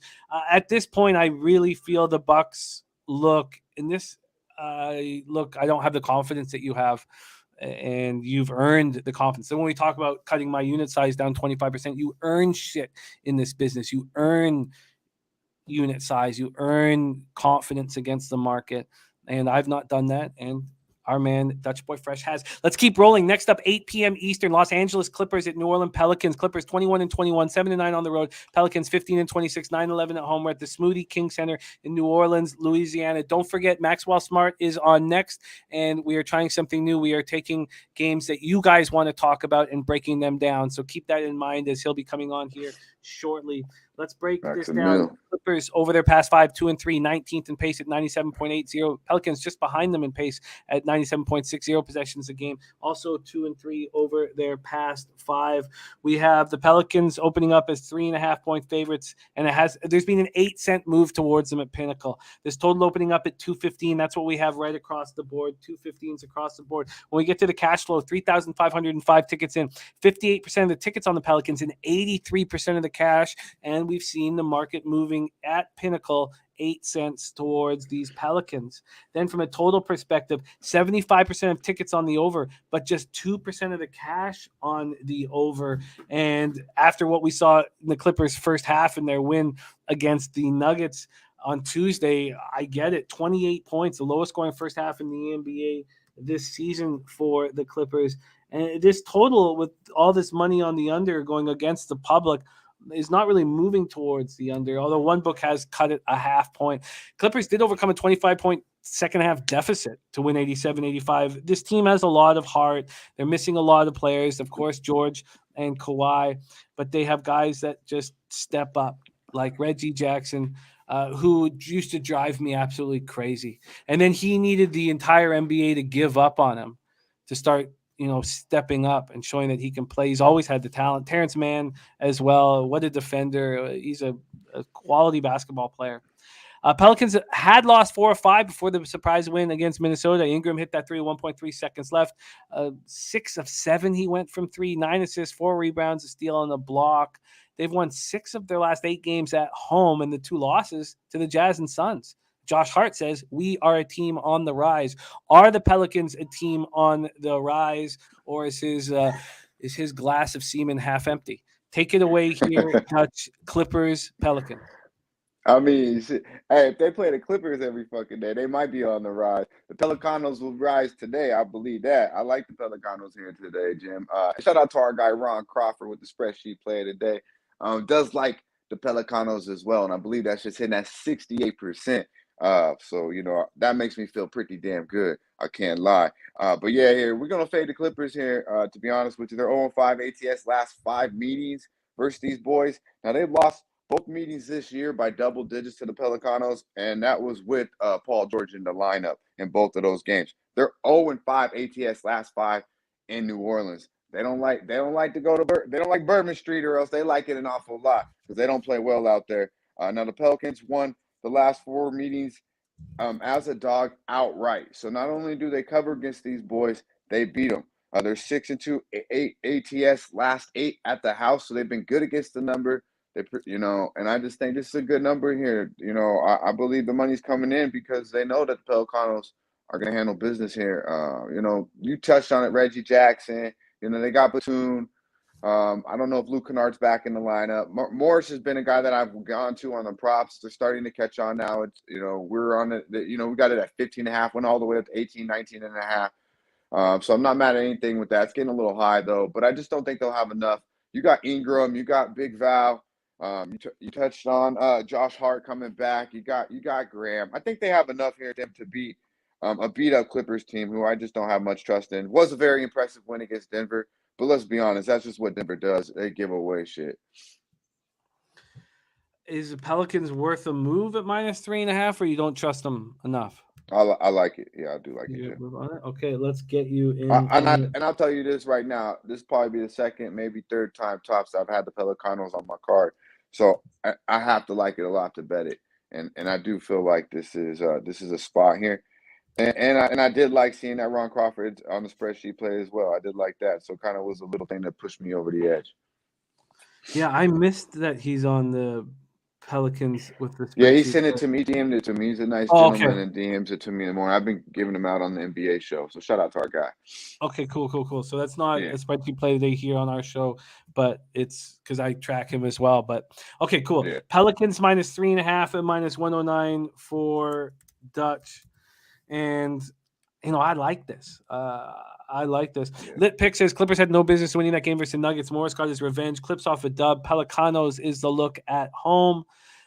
Maurice Walker looking at Josh Hart rebounds and assists. Dan Kelly on second quarter Pelicans money line -125. All right, let's keep rolling. We have 2 games left. Next up, 8:30 p.m. Oklahoma City Thunder 13-27, 5-14 on the road at the Brooklyn Nets, 25-14, 11-10 at home at Barclays Center in Brooklyn, New York. OKC 0-5 over their past 5, 23rd in pace at 96.8 possessions a game. Brooklyn 3-2, 7th in pace at 100.31 possessions a game. Let's take a look at what we're dealing with here. We have Brooklyn opening up at -7 at -105. There's been a 5-cent move towards them. They're now -7 at -110. This total's gone from 217 to 218.5 at Pinnacle. Other books have gone to 219. Bodog's gone to 219.5. When we go over to the live cash, we have 4,148 tickets in, 49% of the tickets on the Nets, but 64% of the cash.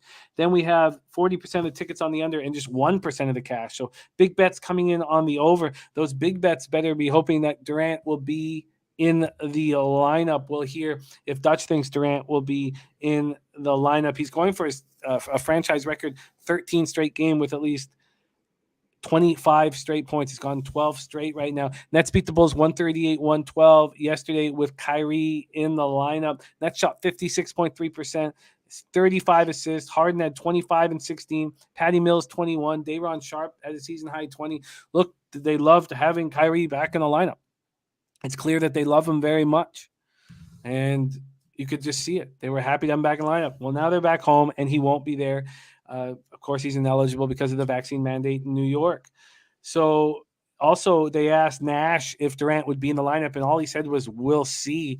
The Nets are 15-4 on the road, but just 11-10 at home. Thunder 5-game losing streak did look better offensively in that 122-118 loss at Washington on Tuesday. Shea goes for 32. He'd been looking ugly. He had 4 games, or at least 3 games in a row where he wasn't hitting anything. 11 of 40 from the field, and Giddey 18. He's got double figures in 5 straight games. Take it away here, Dutch. Thunder, Brooklyn, and we'll start. Is Durant going to be in the lineup? I believe KD will play. I wouldn't put it past him. I mean, you've seen his quotes he's came out with. He wants to play. He doesn't. I mean, without Kyrie too, I believe if they had Kyrie playing at home, I believe this is a spot you could rest him. Even though it's OKC, I believe KD will want to play. So I wouldn't bet against him being on the court. But you probably did miss this number here. I believe it opened at 10 yet last night here. Now it's down a lot. So I mean, personally though, Jim, I mean, I have no action on this game. But there's no way in hell I lay it with the Nets at home. I don't give a fuck what the numbers, to be honest with you. They're 0-6 ATS last 6 at the house. They are 4-16-1 ATS at the house this year. They do not play well against the number in Brooklyn. So, I believe you probably lost, missed it here. But 7 still does look appealing. But yeah, I won't be placing a bet on this game, Jim. Yeah. And just a couple, my bad. I wrote it down, so I'll say it. My fault, Jim. OKC is 5-1 ATS last 6 against the number, and 8-0 ATS last 8 versus the Eastern Conference. Couple little nuggets if you do like the Thunder. Yeah, I mean, it feels like a Thunder and no bet. I didn't realize that it had opened at 10. Pinnacle opened it at 7. Pinnacle opened it opened last night at 10. Couple guys I've seen were on it, and I was like, yeah, that's pretty sharp. And I missed it. I was out playing poker, drinking fucking Tito's and shit, acting the fool. So I missed that. But yeah, that's pretty solid 10 points there. Oh God, I miss fucking poker. I fucking had one cash game in forever, made $800, and all I have, I need to get back at the table, drinking and thinking. I think the most horrible things of the players at the table. I just try to despise all of them. I hate them with everything that I am, and I want their fucking money. And I miss it. And man, I like when that. I'm in Vegas, we'll be doing it up together, my man. All right, so no move for Dutch, but wow, the Thunder at 10. Vital said last night at 10 at midnight, +9 at 5 a.m. Eric Jones says Nets 2-4 against the spread in back-to-back games. Sammy Comer, Nets are 0-12 against the spread last 12 as home favorites. No KC 8-0 against the spread last 8 versus the East. If you got +10 last night, salute. Abel Alvarez says I think Nets are due for a cover. All right. Yeah, they did last night, that's for sure. Let's roll. Next up, and the final game on the card, 10 p.m. Eastern. Portland Trailblazers 16-24, 2-13 on the road at Denver Nuggets 2019, 9-7 at home. We're at Ball Arena in Denver, Colorado. Portland 3-2 over the past 5, 25th in pace at 96 possessions a game. Denver 2-3, 26th in pace at 95.70 possessions a game. We have Denver opening up as 10.5-point home favorites. This total's gone from 213.5 down to 211.5. Double-digit favorites for the Denver Nuggets. 61% of the tickets on them, 98% of the cash on them. It's early, 4,665 tickets in. Then you have 52% of the tickets and 69% of cash on the under. So the Blazers now dealing with Lillard, who's going to be undergoing abdominal surgery and is going to be out 6 to 8 weeks. So that hurts. Blazers finished a 3-2 homestand. They beat Brooklyn on Monday night. No Lillard, no CJ McCollum, no Norm Powell is in COVID-19 protocol, no Larry Nance Jr. who's got a right knee injury. McCollum's missed 17 straight games. And then we have Jokic and Gordon, 32 of 44 points in the second half in their last game. They finally get home after a 6-game road trip. And at home, they're just 9-7 on the year, but no surprise, they're just 20-19 overall. Vital says under 211.5. Nuggets and Jokic is the slowest pace team per the Hollinger stats, and Blazers are missing too many pieces. Mark Schillingberg says Simons is out tonight too. By the way, my My Anthony Simons Top Shot collection skyrocketing. Dutch, take it away. Blazers, Nuggets. Yeah, man. Little man's been hooping. He's really the guy, really what was doing him in. They showed out against Brooklyn. He's been playing real good ball. Now he's out. You really look down. It's like, who do they have? No Powell, no CJ. You touched on Dame. It's just now you're going into a mad team, a team that should be very angry the way they left LA. I could only look, the Nuggets here, Jim. The Blazers are auto fade to me. They're even when they have players, they still were an auto fade on the road. They're 2-9 ATS last 11 road games, 3-14 ATS last 17 road games overall. Just not a very good team at all, especially when they leave P-Town. Now they did split both meetings this year. Both home teams won by 19 points or more. Joker didn't play in one, Lillard didn't play in one, so take that for what you will.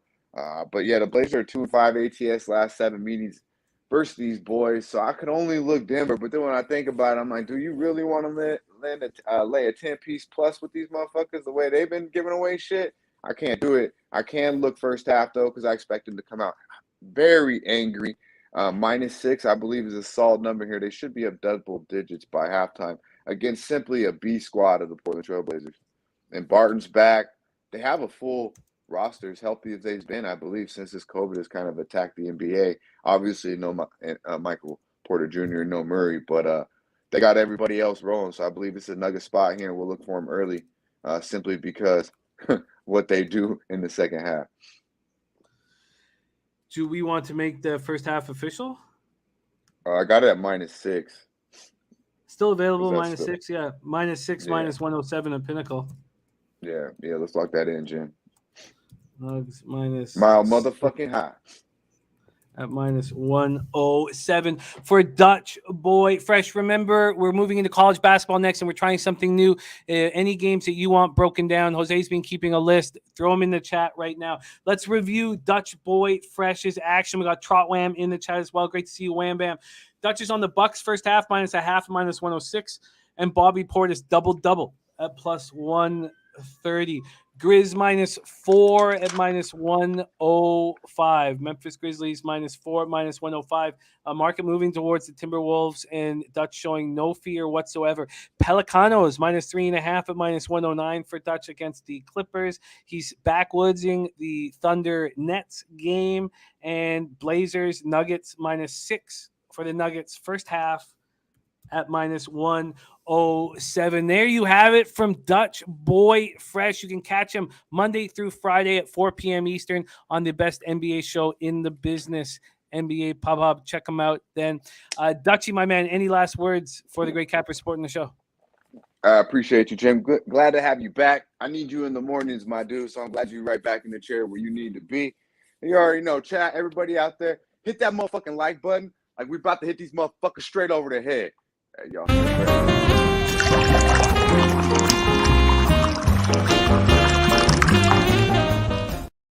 There is nobody fresher than Dutch Boy Fresh. What a great capper he is. Okay, so Dutch has locked us in NBA and the Pelicans and the Bucks, or what I will be rolling with. All right, let's move on to NCAA basketball. It has been a long time since we have seen your next guest. It's been a long time since I have seen your next guest, and I can't wait to have him share the screen with us right now. The Cupcake King, Maxwell Smart in the house. Max, how are you, my man? Jim, I'm obviously a roller coaster of emotion, but I am happy to see you back behind your mic with your fabulous hat collection in the slums of Parkdale with all the pigeons having sex on your balcony. It is not a good life for you to live, but it does provide a little bit of humor for me because I used to have to deal with that, and I do not have to deal with that anymore. Yeah, it's fucking awful, dude. Fucking awful, man. You go from LA to this shit, and it's so funny because on the 2nd of January, I was at Santa Anita, the great race place. It was gorgeous, 17 degrees Celsius. Guillermo and Eli came and met me and hit some nice winners. Had Ella playing in the playground. I was like, fuck, this is incredible. And then came back to this fucking dump and got COVID. So I'm happy to see you. Let's just say that I'm very happy to see you. I'm happy to be back in action. And we are trying something new here for these games. And we have a huge list of games from the Cappers in the chat. Thank you guys for throwing them out. In the private chat, you can see them all. How do you want to handle it from here? Do you want to pick the games that are appealing to you that have been dropped in the chat? Let's try and take care of the chat, true low baggers, and let's try and hit all these games, Jim. Wow. Okay. Well, let's start firing them very, very, very quickly. First off, the first person I saw jump in that I can remember was Matty Ice, who is such a great friend, a great capper, and great friend of the show. He is very, very excited about this Oakland-Cleveland State game. Cleveland State opening up at -1.5. Pinnacle has pushed them to 2, and this total in that spot is here we go. The total opened up at Pinnacle 148. It's all the way up to 149.5 right now. What do you think of this spot? I know you love your mid-majors. Yeah, listen, I think that with Cleveland State and Oakland, they both possess something that I've been trying to attack a lot more. The Master Jedi of unders, Noli knows he likes to do this with unders. I also like to do with overs. And when I look at the game logs of Cleveland State and Oakland, the thing that popped out to me last night was, wow, these guys like to go over their closing line by a hefty amount of points. And I think that this is an opportunity for that to happen again. I think that with Cleveland State, especially recently, their defense has not been good. It hasn't been good early. And with the way that Oakland is scoring the basketball with Jamal Cain down low and Jalen Moore running this offense with Parrish and Townsend being the benefactors of his facilitation, I have to look over in this game. I think that Oakland has underdog written all over it. I wish I was getting a couple more points, but I think that the Grizz are definitely primed to take out a Viking and eat his helmet. That is Oakland, Cleveland State. Is there anything that you want on your record in this game, or you want to move on? No. We'll move on. All right. So I'll expect, unless you tell me I want this on the record, I'll expect none of them to be on the record. All right, let's move on. Sammy Comer looking at Ohio State, Wisconsin here, and this is a big one. 16th ranked Ohio State road dogs here at the Badgers. Badgers opened up at -2.5 and now at -3.5. This total's gone from 139 to 140. Take it away.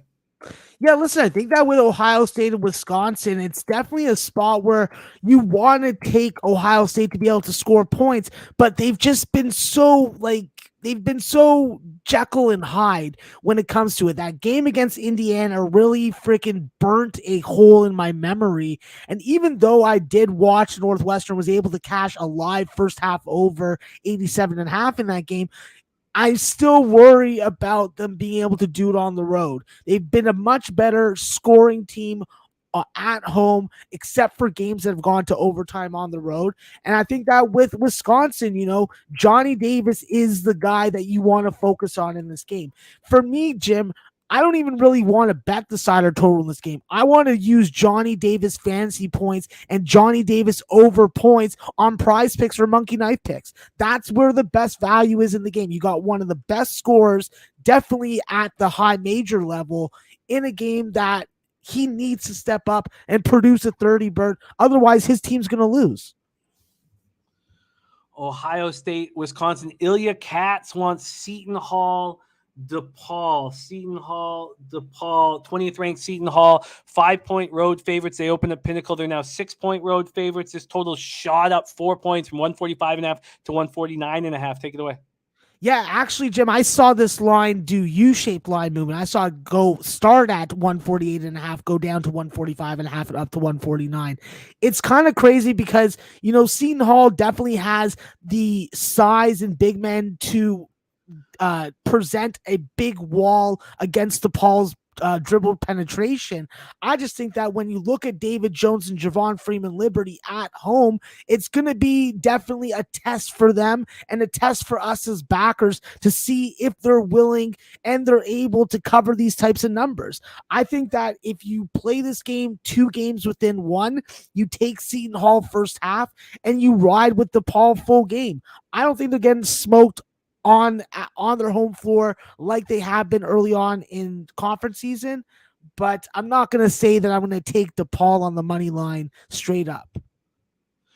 Next up, Jimmy Gomez. Jimmy Gomez, I had the pleasure of drinking Henny with Jimmy Gomez at Guillermo's Barbecue. Cal State, Fullerton, CSU, Northridge. Fullerton, money coming in on them. They opened up at 9.5. They're now at now at 11, and this total's gone from 132 all the way up to 134.5.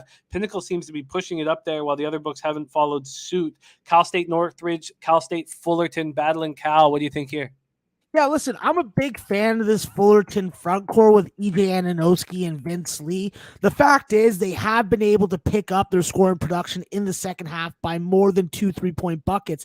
And the big question is, how is their 3-point shooting going to be? How is their 3-point defense going to be? At least on the other side with Northridge, they don't shoot the 3 ball well. They don't do really anything well on offense. So it's going to be up to you as Fullerton to definitely penetrate the paint, force them out of their low post offense, because what Northridge does on offense is they really just try and score a lot of high percentage shots. They're not going to hang out on the perimeter. You're not going to be able to force them to shoot like that. And that's why their offensive rebound numbers are pretty good, because they got a lot of guys crashing on every possession.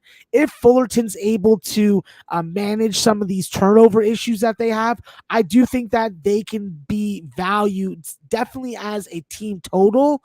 But as far as the side, Jim, I think that this is a double-digit win for them, and I'd like to make Cal State Fullerton an official play. Cal State Fullerton, I can find. I'm going to pull up Circa in Line Shop for you right now. So I'm going to do that. While I'm doing that, next up on the docket, our guy Mark Schillingberg wanting to talk Wright State, Robert Morris. Wright State, Robert Morris. Let me get this up here. And trying to get everything up for you guys. Wright State opening up at -4.5. They're now -5.5, and this total shot up 4 points from 3.5 from 150.5 to 153.5 at Pinnacle, 154 at other books. Or sorry, at Sports Interaction, 154. What do you think here, Max, for our guy Mark Schillingberg, Wright State, Robert Morris? Yeah, listen, I think that the key for Robert Morris was going to be how do they deal with the loss of Rasheed Dunn, and being able to plug Michael Green and the former Bryant point guard definitely has worked out well. I won't say that it's worked out win-loss well, because they've lost both games, but they've been competitive and they haven't got blown out. I think that this Robert Morris team needs to focus on getting to the free throw line and doing a good job on the offensive glass of getting those second chance opportunities. But when you're going up against Wright State, you're going up against a pretty dynamic 1-2 tandem when it comes to freaking Grant Basile and freaking Tanner Holden. These are guys that can give you 40 plus in a game, and with their ability to not only hit a 3, hit a free throw, and be able to set a screen and get to the rim, it's all about Wright State in this spot. I think that they've come out of this funk. I'm not going to say that I trust laying points with them, but I'm not going to freaking think that they're going to let this game get out of hand. With this number being in the 150s and it opening, I saw it open at 154.5, went down to 151. Now it's back up to 154. I think that this is still an under game. So I'm going to say that Wright State may be able to get off on theirs. I just don't think that Robert Morris is going to be able to do their part to get this game over. All right, we'll keep rolling because C. James wants to talk Washington State versus Stanford, and that brings us to sweet taint in Washington State versus Stanford. Trying to find this on my list of action. It's an early game, Jim. Oh, it's an early game. Okay, thank you.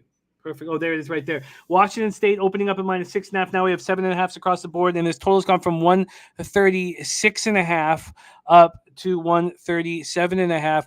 And Matty Ice is on Stanford as a big dog here. Shout out to Matty Ice and shout out to Taint.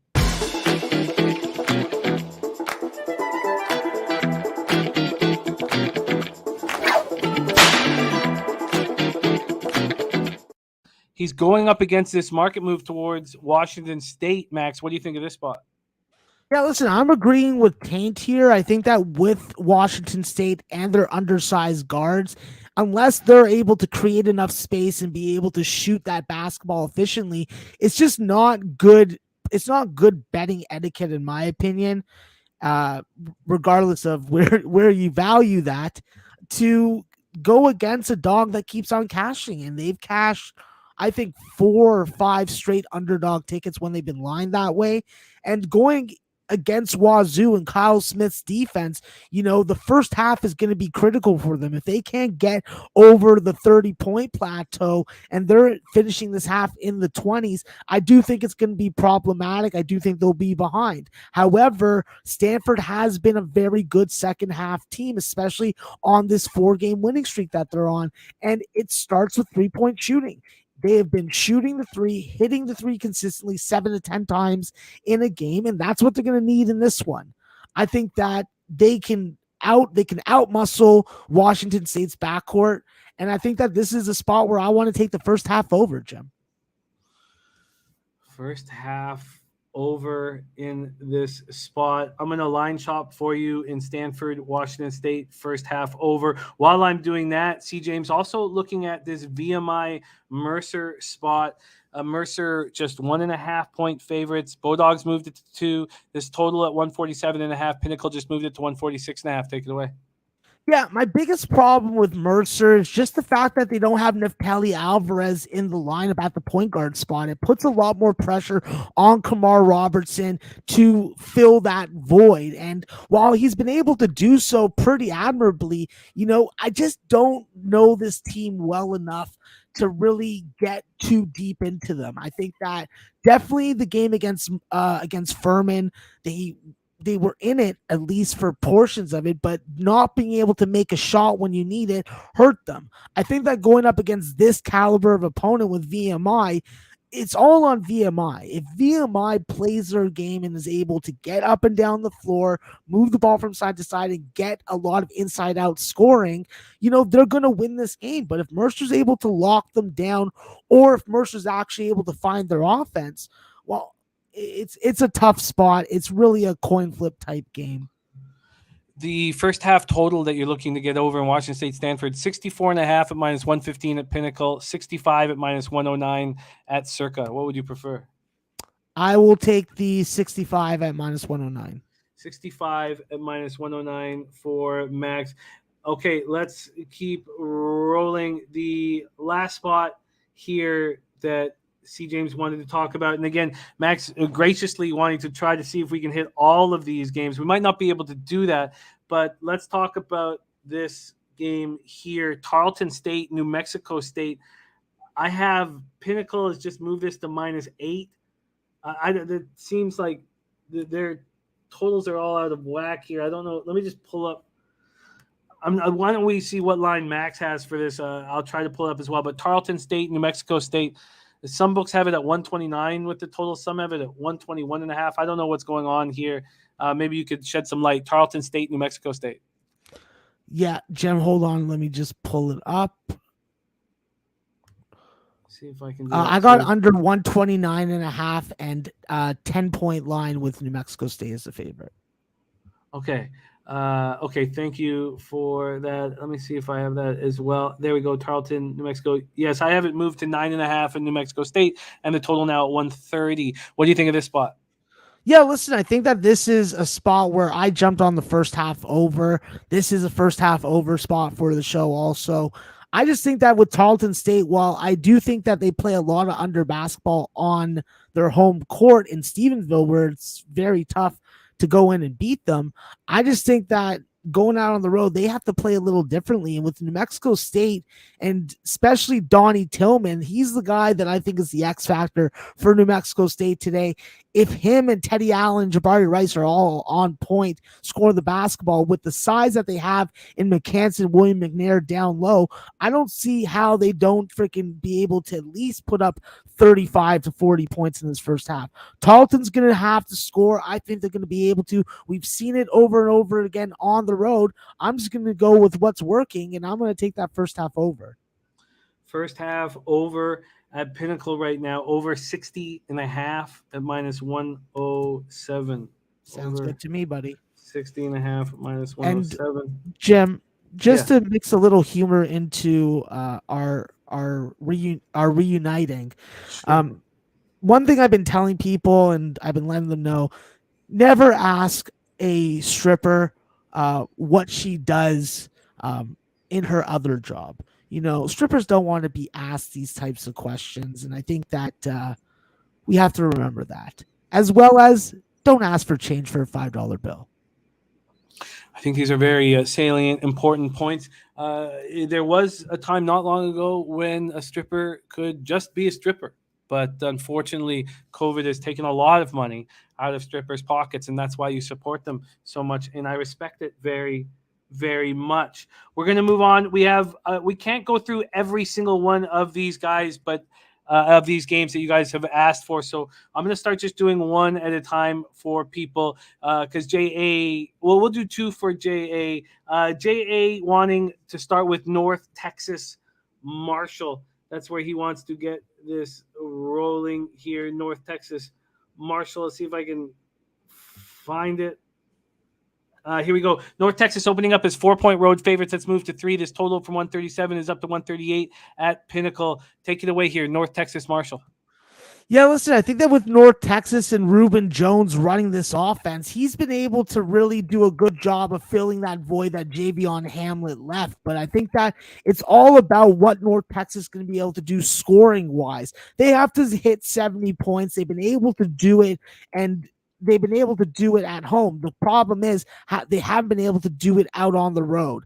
I think that this is a game that they can very easily dominate with their defense. They are incredible when it comes to 3-point defense, and they just have to do a better job of facilitating their offense. I think that with especially JJ Murray and Thomas Bell, these guys can give you definitely some big production if you get them into the right scheme and system, or against the right defensive system.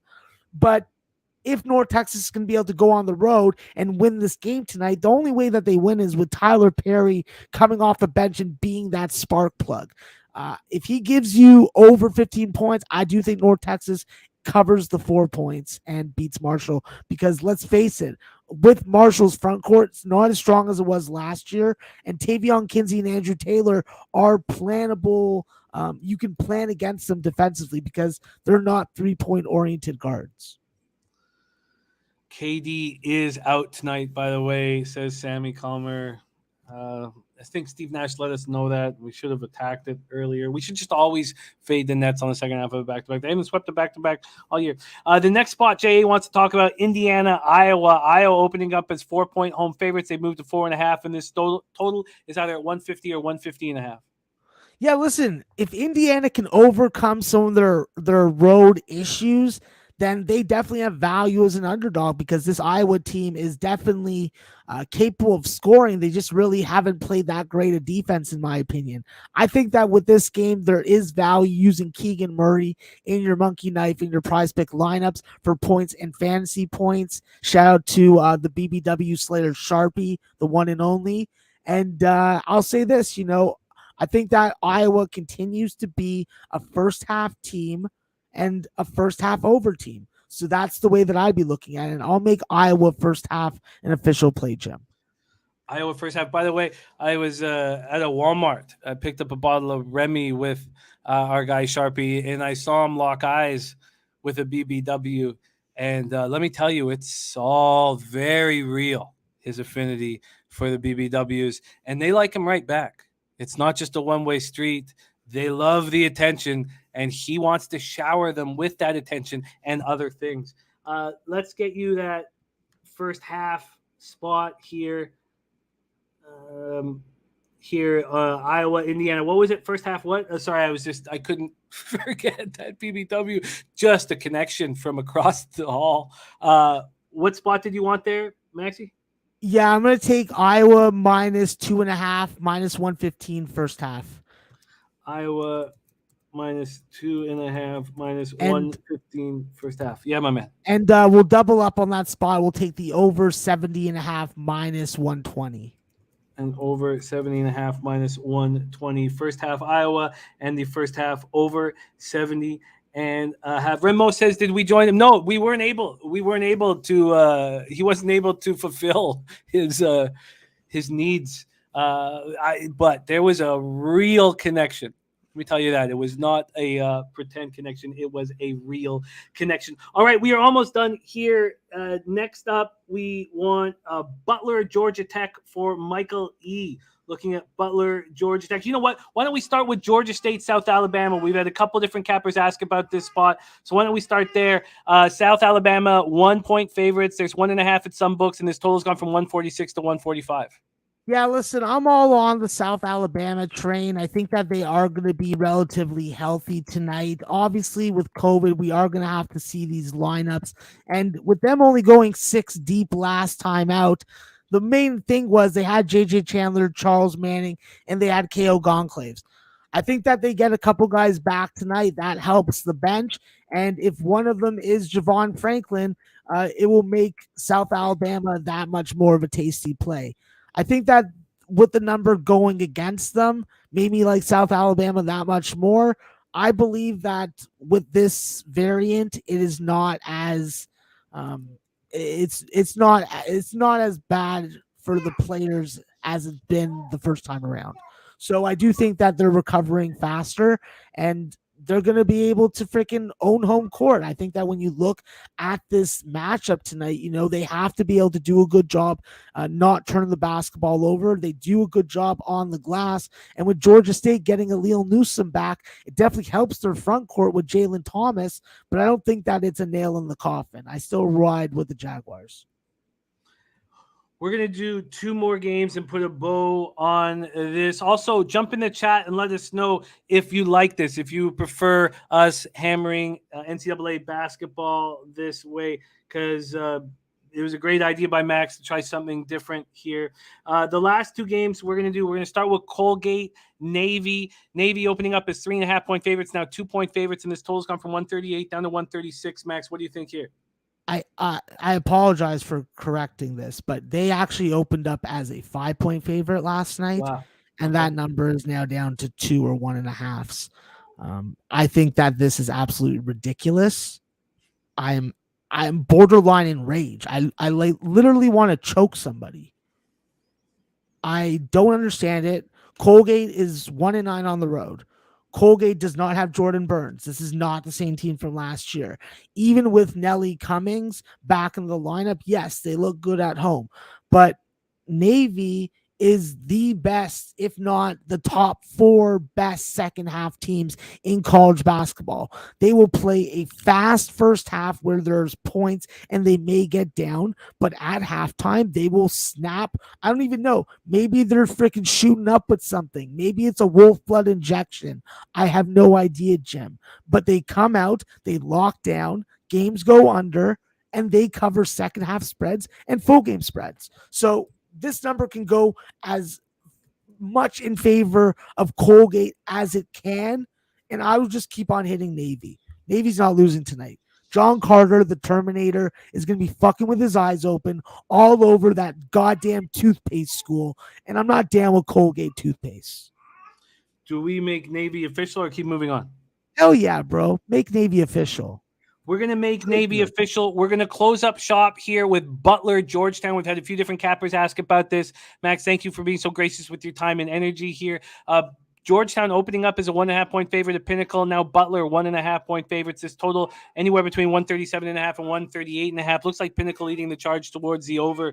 Take it away here. Last game for us, Butler, Georgetown.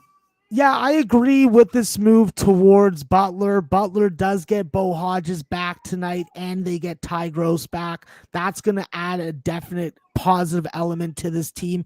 And without Timothy Agofi, you know, they don't really have a solid true 5 in the middle, and that's what they're going to need going up against this front court for Butler. Butler definitely can clamp down, make it difficult for you to score, and I think that that's going to be the key for them on the road tonight. They've already knocked off and won outright in their first true road game. I think in their second one, they win as a favorite, and the line is correct. So I will take Butler as an official play to end the show, Jim. Butler as an official play here. So can you find a 1.5 for Navy? Because I could only find a -2. Hold on 1 second. Okay, and then Butler -1.5. Let's lock that in for Max here. Yeah, I'll take the 2 at -110, Jim. Okay, and then Butler -1.5 at -103 at Pinnacle. Sounds good to me. All right. Remember Lots of action for Max here, and fascinating. We all love watching him break everything down. So let us know if you guys would prefer this way of hammering it. It was a lot of fun here. Let's review Max's action. Cal State Fullerton -11 at -107. The first half over 65 in Washington State. Stanford. First half over 60.5 at -107 in New Mexico State. Iowa -2.5 first half. And over 70.5 at -120 for the first half total there. Navy -2 at -110 and Butler -1.5 at -103. And Prince of the City says Nets half the team seems out. No Durant, Claxton, or Mills. Mark Schlingberg says fuck Colgate Crest all day. So he's on the other side of that illuminating toothpaste battle. There you have it. The taint play of the day is Stanford +7.5. You can catch Max on our NCAA Net Profits show Monday through Friday at 5 p.m. Eastern. Max, it is great to have you back. Miss you, man. As soon as we can go out to bars, let's do that and hang out here. Get me out of Parkdale. Max, any last words for the great capper supporting the show? Yeah, listen, I think that it's awesome that we have Jim back. We all have our lives enriched with him in it. So we're thankful that he's here on screen doing what he's been doing for many years. And I think that we just got to serve the cock soup to the books, I think that some of my days have been real roller coasters, whether it's been added or main boards. But live betting is all of our friends. It's easy to beat. Watch the game, get a feel, fuck with your eyes open, and serve cock soup to your bookies like I do to Gus on his live betting app every night. And I can't wait to get my envelope from him on Friday. Fuck Gus. Fuck Gus. Fuck Gus. Fuck Gus. There he is, Maxwell Smart, Cupcake King with his spot. So that was fun. Jose, spectacular job setting that all up for us. As always, Jose making things so easy for me. Hell of a producer. Great guy. Okay, so let's review all action here in NHL. Jose has a Bruins Tampa Bay Lightning parlay. He got -247 on the Bruins, -219 on the Lightning at +104. I think the two blatant spots on the board that I bet are Red Wings at +115. I know that's gone down a little bit. Birdie got it at +120. And the Islanders -1.5 at +120. But I do think that there's spots where some teams might feel a little good about themselves going up against a team that's angry and is fresh. Now, the Kraken are not fresh in the second half of back-to-back, but it wouldn't surprise me for them to come out strong in the first period against the Blues, who are missing key components. So the Canucks, the Kraken, and the Sabres first period, again, I don't know if I have the balls to pull the trigger on the Sabres. And even so, it might be worth waiting. Now, when you watch the market, move in the direction of big favorites against shit teams like the Sabres, the first period doesn't usually move much, maybe 5 cents. So it wouldn't hurt me to do that. Jake Balance says Bruins pick keeps printing. Jake, I can't wait to see what happens with Tuukka Rask back in action in the crease for the Bruins at TD Garden. Very interested in that. So that is NHL. In NBA, the props for the Milwaukee Bucks are being taken off the board. So we got to sit back and figure out what the hell's going on there. Dutch did move on the Bucks first half -0.5, -106, and Bobby Portis double-double at +130. Then Dutch moved on the Grizz -4 at -105. Pelicans -3.5 at -109. He stayed off of Thunder, Brooklyn Nets, and he's on the Nuggets first half -6 at -107. You can catch our man Dutchy on the NBA show with Babano and Ski Profit and Wham Bam. That's at 4 p.m. Eastern. Sweaty Butcher said absolutely killed that Bruins game yesterday. Great job fading the Habs as always. I'm surprised that the Habs aren't giving me a bigger price to back them in the first period here tonight. Another angry group that should be fresh enough.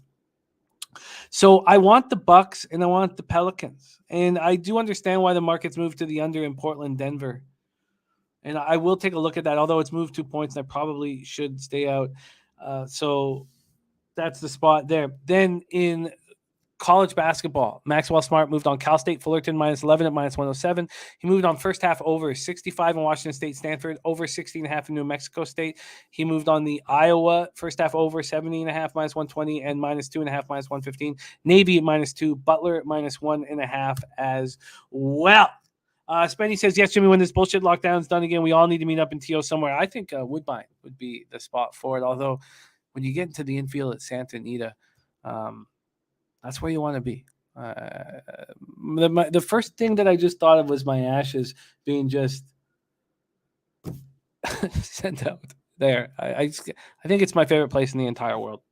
All right. Dan Kelly says, if anyone has or knows a formula for second half NBA lines, let me know. Dan Kelly always sharing insights and angles with us. We love you, Dan. Razor Sharp Picks commenting on Durant being out tonight. A lot of players out tonight for the Brooklyn Nets. And our guy T said this method was legit, much appreciated. Sweet T, we'll do it if you guys like it. Anything you guys want, anytime, you tell us. This is your show. And Jeff Slaughter gives us the autonomy to do whatever we want here. And that's why it's so exciting to work for him. And then we have a guy like Jose making everything smooth. God, it feels so good to be back. I missed you guys so much. And it just, gives meaning to my life being here with you guys. So I thank you all from the bottom of my heart. Spenny Penny Bombs, T, Willie the Lump, Dan Kelly, Razor Sharp Picks, The Sweaty Butcher, Robert Cherry, Jake Valent, Jimmy Gomez, Dan T, Mark Schillingberg, Cashman 19, Jay Hunt, Prince of the City, Billy Friedrich, Hoops 590, Banana and Grapes and Apples and Oranges. Oh, it's just bananas and grapes before. He's added apples and oranges. Michael Spivak, Crystal Warren, Abel Alvarez, Coco Bongo, Rem Most. God, I love you guys. Sammy Calmer, Tom and Tom, Josh Coyer. Thank you guys for your support. Steve Zhang, Piker. By the way, Piker is going to be making an appearance on the show here shortly. James S., thank you guys so much. We work together to defeat the juice, and that's it. That's it. That's what we do here. We work together to succeed in a very, very difficult market, which is sports gambling. And I know a lot of you guys are focusing on live betting, doing whatever you can to find an angle to beat the books. And that's what we do here together. I love you guys. It's nice to be back. I'll be back tomorrow morning. Mr. Gokster will be back with us next week. Pistol Pete Loshak will be with us on Tuesday. We have huge NFL all weekend long. We did the NFL pop-up last night. You can check it out. Another great job by Jose producing that late into the night, early into the morning. On behalf of all of us here at Pub Sports Radio, let's get your cash. Feels good to be back. Thank you guys so much for your support. We have nothing without you guys. Let's get after it. Stakes are hot. Leche. Hey, los bookmakers.